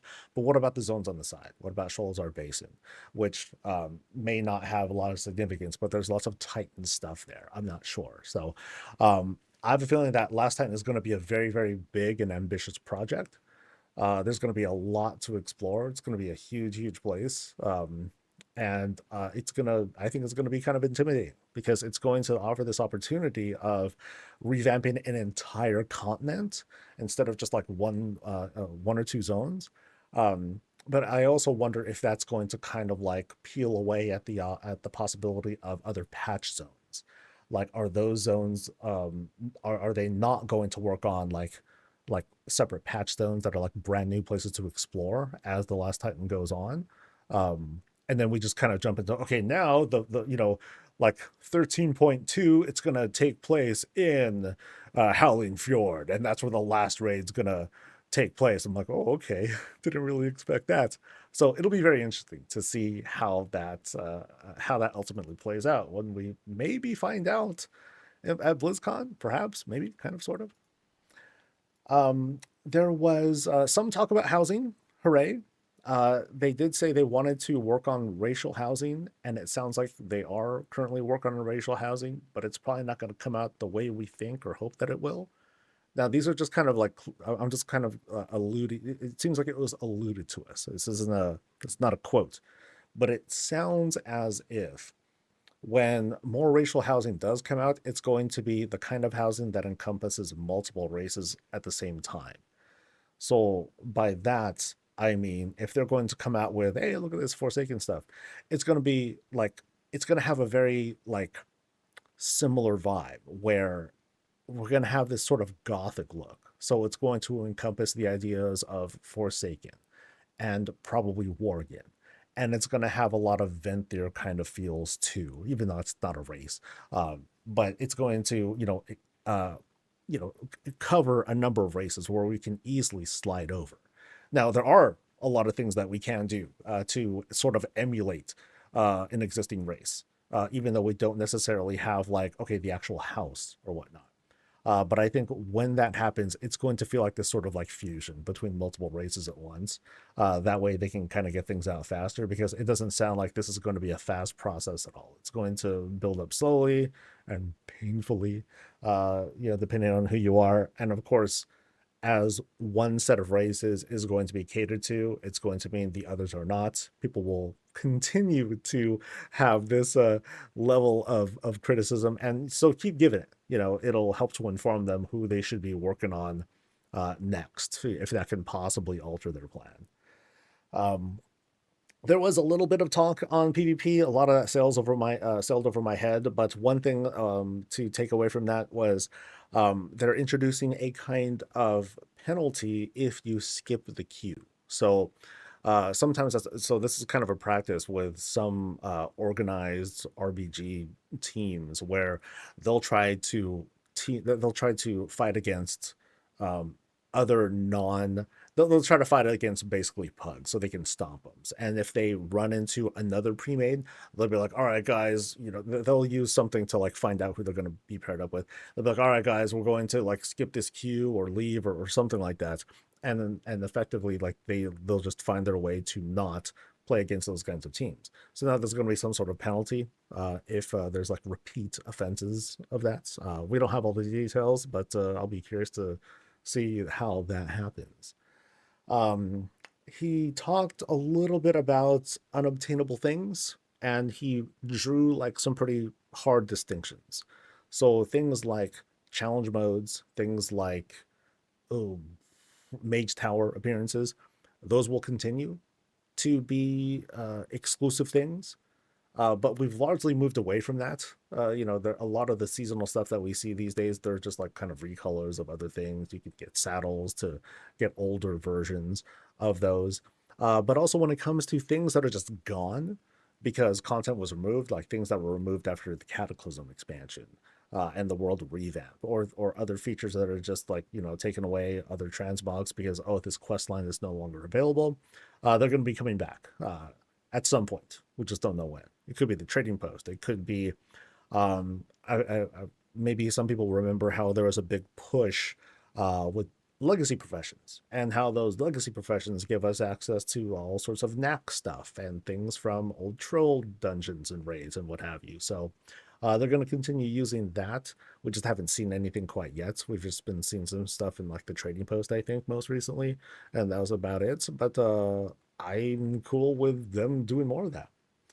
And then finally, the last couple questions, they were just kind of nothings, but the last major thing they talked about were with professions, and how with professions, even Ian admitted that they were a bit too complicated. But specifically, he was talking about consumable professions. And from the sounds of it, he wanted to maintain the whole depth and the quote excitement of making high-level crafts, crafted gear, weapons, trinkets, and what have you. But when it comes to professions, he basically expressed that, hey, it should be more simple to just, grab an herb, make something cool out of it. And we saw a little bit of that reflected with the Midnight expansion. I've been giving tips on how easy it is to make high level crafts, and it is, I would say it's not very convoluted because you can do it like right when you learn the profession. Like you want to make cool potions, cool, you can do so right away. You just use the concentration mechanic to do it. Now, whether that is going to be simplified even more remains to be seen. Maybe they'll do away with ranks altogether. Maybe instead of ranks, they'll just work on multi-craft, and like that's the way to make distinctions between a high level potion person versus a flask person versus a transmute person. So again, what I mean is that maybe we can move away from quality and more towards quantity.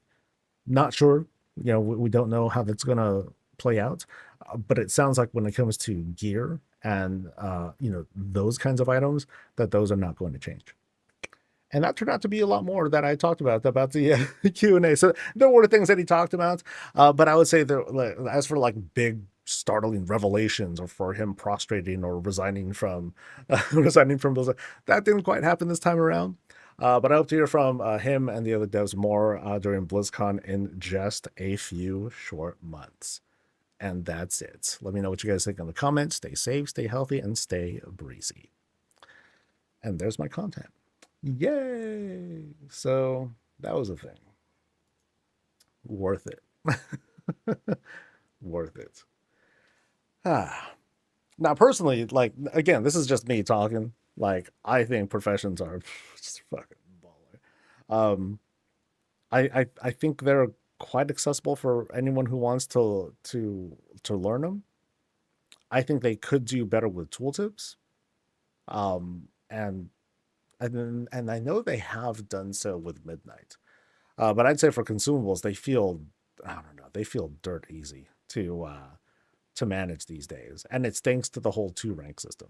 I feel like that has done a good number at making it just easy. I would say out of the consumable professions, that jewel crafting is like the big bummer out of all of them. Alchemy, though, is the big winner. I don't know, you guys didn't see it because I had the whole Discord window open. As I was going through, I was cycling through all my alts. I was going through making health pots, going through the patron orders, and I probably made, I didn't sell anything yet. I was just kind of processing stuff, but usually it's about 40 to 60 grand a day. Just switching through alts and getting all the garbage from the patron orders and then reselling that stuff. It's usually about that much a day. So like so how much does that equate to usually? So that's 50. It's a good no, I think I was highballing there, but I definitely make like 2 WoW tokens a month, something like that. Between that and mostly just that. It's just the patron orders that I do these days, so it's pretty good. No, not patron orders. Also making health pots. There we go. Make that clear. So between health pots and patron orders, about like 500-600 grand, something like that. so if they make it easier, okay. If they want to make it easier. We'll see, my house costs $1 million. I pay for it easily with concentration, alchemy, health pots, and tailoring. Yeah, it can be extremely easy. It's kind of like how people struggle with farming Voidlight and Moral. It's like, yo, this is a big pain in the butt, and blah blah blah. That's kind of what happens when we split our time and we want to do a lot of things at once. Like, yo, I want to do raids, I want to do dungeons, I want to do PvP, and I want to do housing. How do I fit that in? Because housing's like the new thing. That can take up a lot of time. Housing can be like, oh, let me just work on this for about half an hour for the day, and then I'm done. Some people are like, nope, I got to lock myself in because I got to get those inspirational juices flowing. Very different from, I got to lock in so I can like do well at my rotations and everything. So profession resets is kind of early. The one coming in 12.1 is not much use since my profession trees will be fully filled out by then. I don't know. Like, I mean, if they come too soon, then what do? We just plan around that.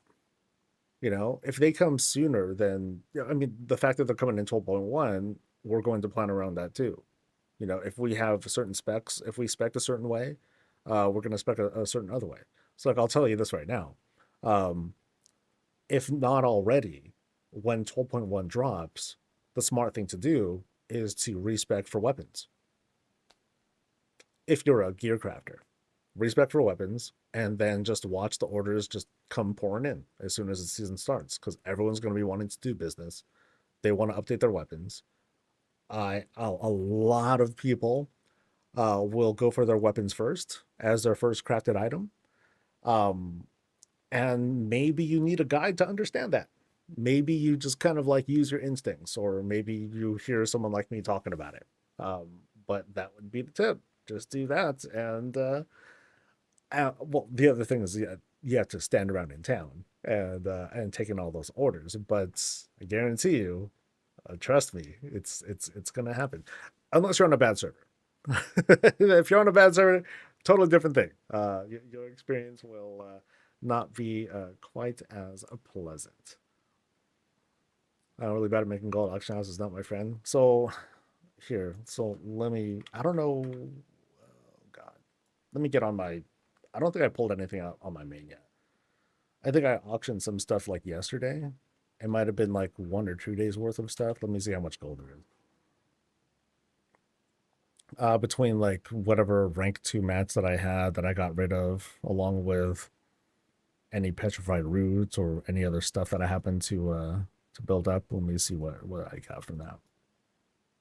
Maybe it'll be cool. Maybe I'll totally like take pie to the face. I'm like, oh, nothing sold. Shit. That'll be embarrassing. But let's take a look.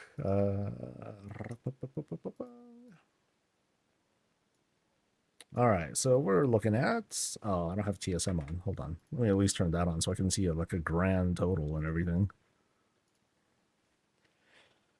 I tend to make stuff for my own tunes while I save on mine. I don't make any. Oh, yeah, there's that too. You know, so you're saving money. You know, these days I can now repair all my gear. You know, weapons, armor, and all that stuff. I save a shitload of gold doing that as a person who raids, does a good bit of PvP or PvE. I'm sorry. Oh, so $1.16 in here right now. There's a lot of potions that I sold. You know, this keeps going up as my crafters as they get more better at making the potions. I mean, they've gone down in price by a lot. They're only like $1.50 a pop now, but it's a lot and it adds up. So like this is an example of like a couple days worth of stuff. You know, from rank 2 mats to like some other like random stuff that I picked up. But like the big ones are like, you know, like if I can get like a resourcefulness proc when doing patron orders that give the rank 2 sunglass vials, that's like pretty decent money. And then of course there's the profession stuff. That's obviously the bulk of what I'm getting, but you know, it's good money. Yeah, and that was all from yesterday. So, and y'all saw like as we were doing the Q&A. Okay, you guys didn't see. As we were doing the QA, I was just doing the rounds. Just made stuff, grabbed stuff, and then, you know, in a couple days I'll actually sit and go through each character, mail everything out to this character, so that way it all goes out, and yeah, so pretty good. Goldway has been going to housing professions like 10K for one. Yeah, no, I get it. It's expensive. It's pretty expensive. You know, I recommend to most new housing folk, stick with the neighborhood stuff. Don't get all exotic. Don't catch yourself being like, ooh, I'm gonna use this weird, hard to get thing, and I'm gonna get a bunch of those that cost like, you know, I do this big quest line and then it costs $5,000 a pop. Wow, I'm gonna build around that. I mean, you can, but you're kind of asking for it. You're gonna set yourself up for failure there. You know, stick with simple stuff and let your imagination take it away with you, or you know, get away with you. These are Legos. Play with Legos. Legos are fun. You know, some people are like, oh, this is gay Barbie shit, it's whatever, dude. Whatever, however you want to paint it. Trying so hard to not to do that. But it's so easy, right? For veterans, for people who are veterans to the game, yeah, it can feel really easy because it's like, ooh, this is a fun thing. Like, what did Custodian do the other week or month or whatever? Like, he was like, okay, I'm gonna do shit with a whole bunch of these doghouse rooms, So here we go, made this whole thing around it. It was amazing, crazy build. But especially for newer folk, make housing feel welcoming for you. It's like like getting a car. That's a thing. That's an involved process. But getting a car can be fairly accessible if you start low end. But if you start being like, oh yeah, cool, let me pick up this freaking Lambo over here, that's not the way to get started. Yeah, that's you're kind of asking for it there. So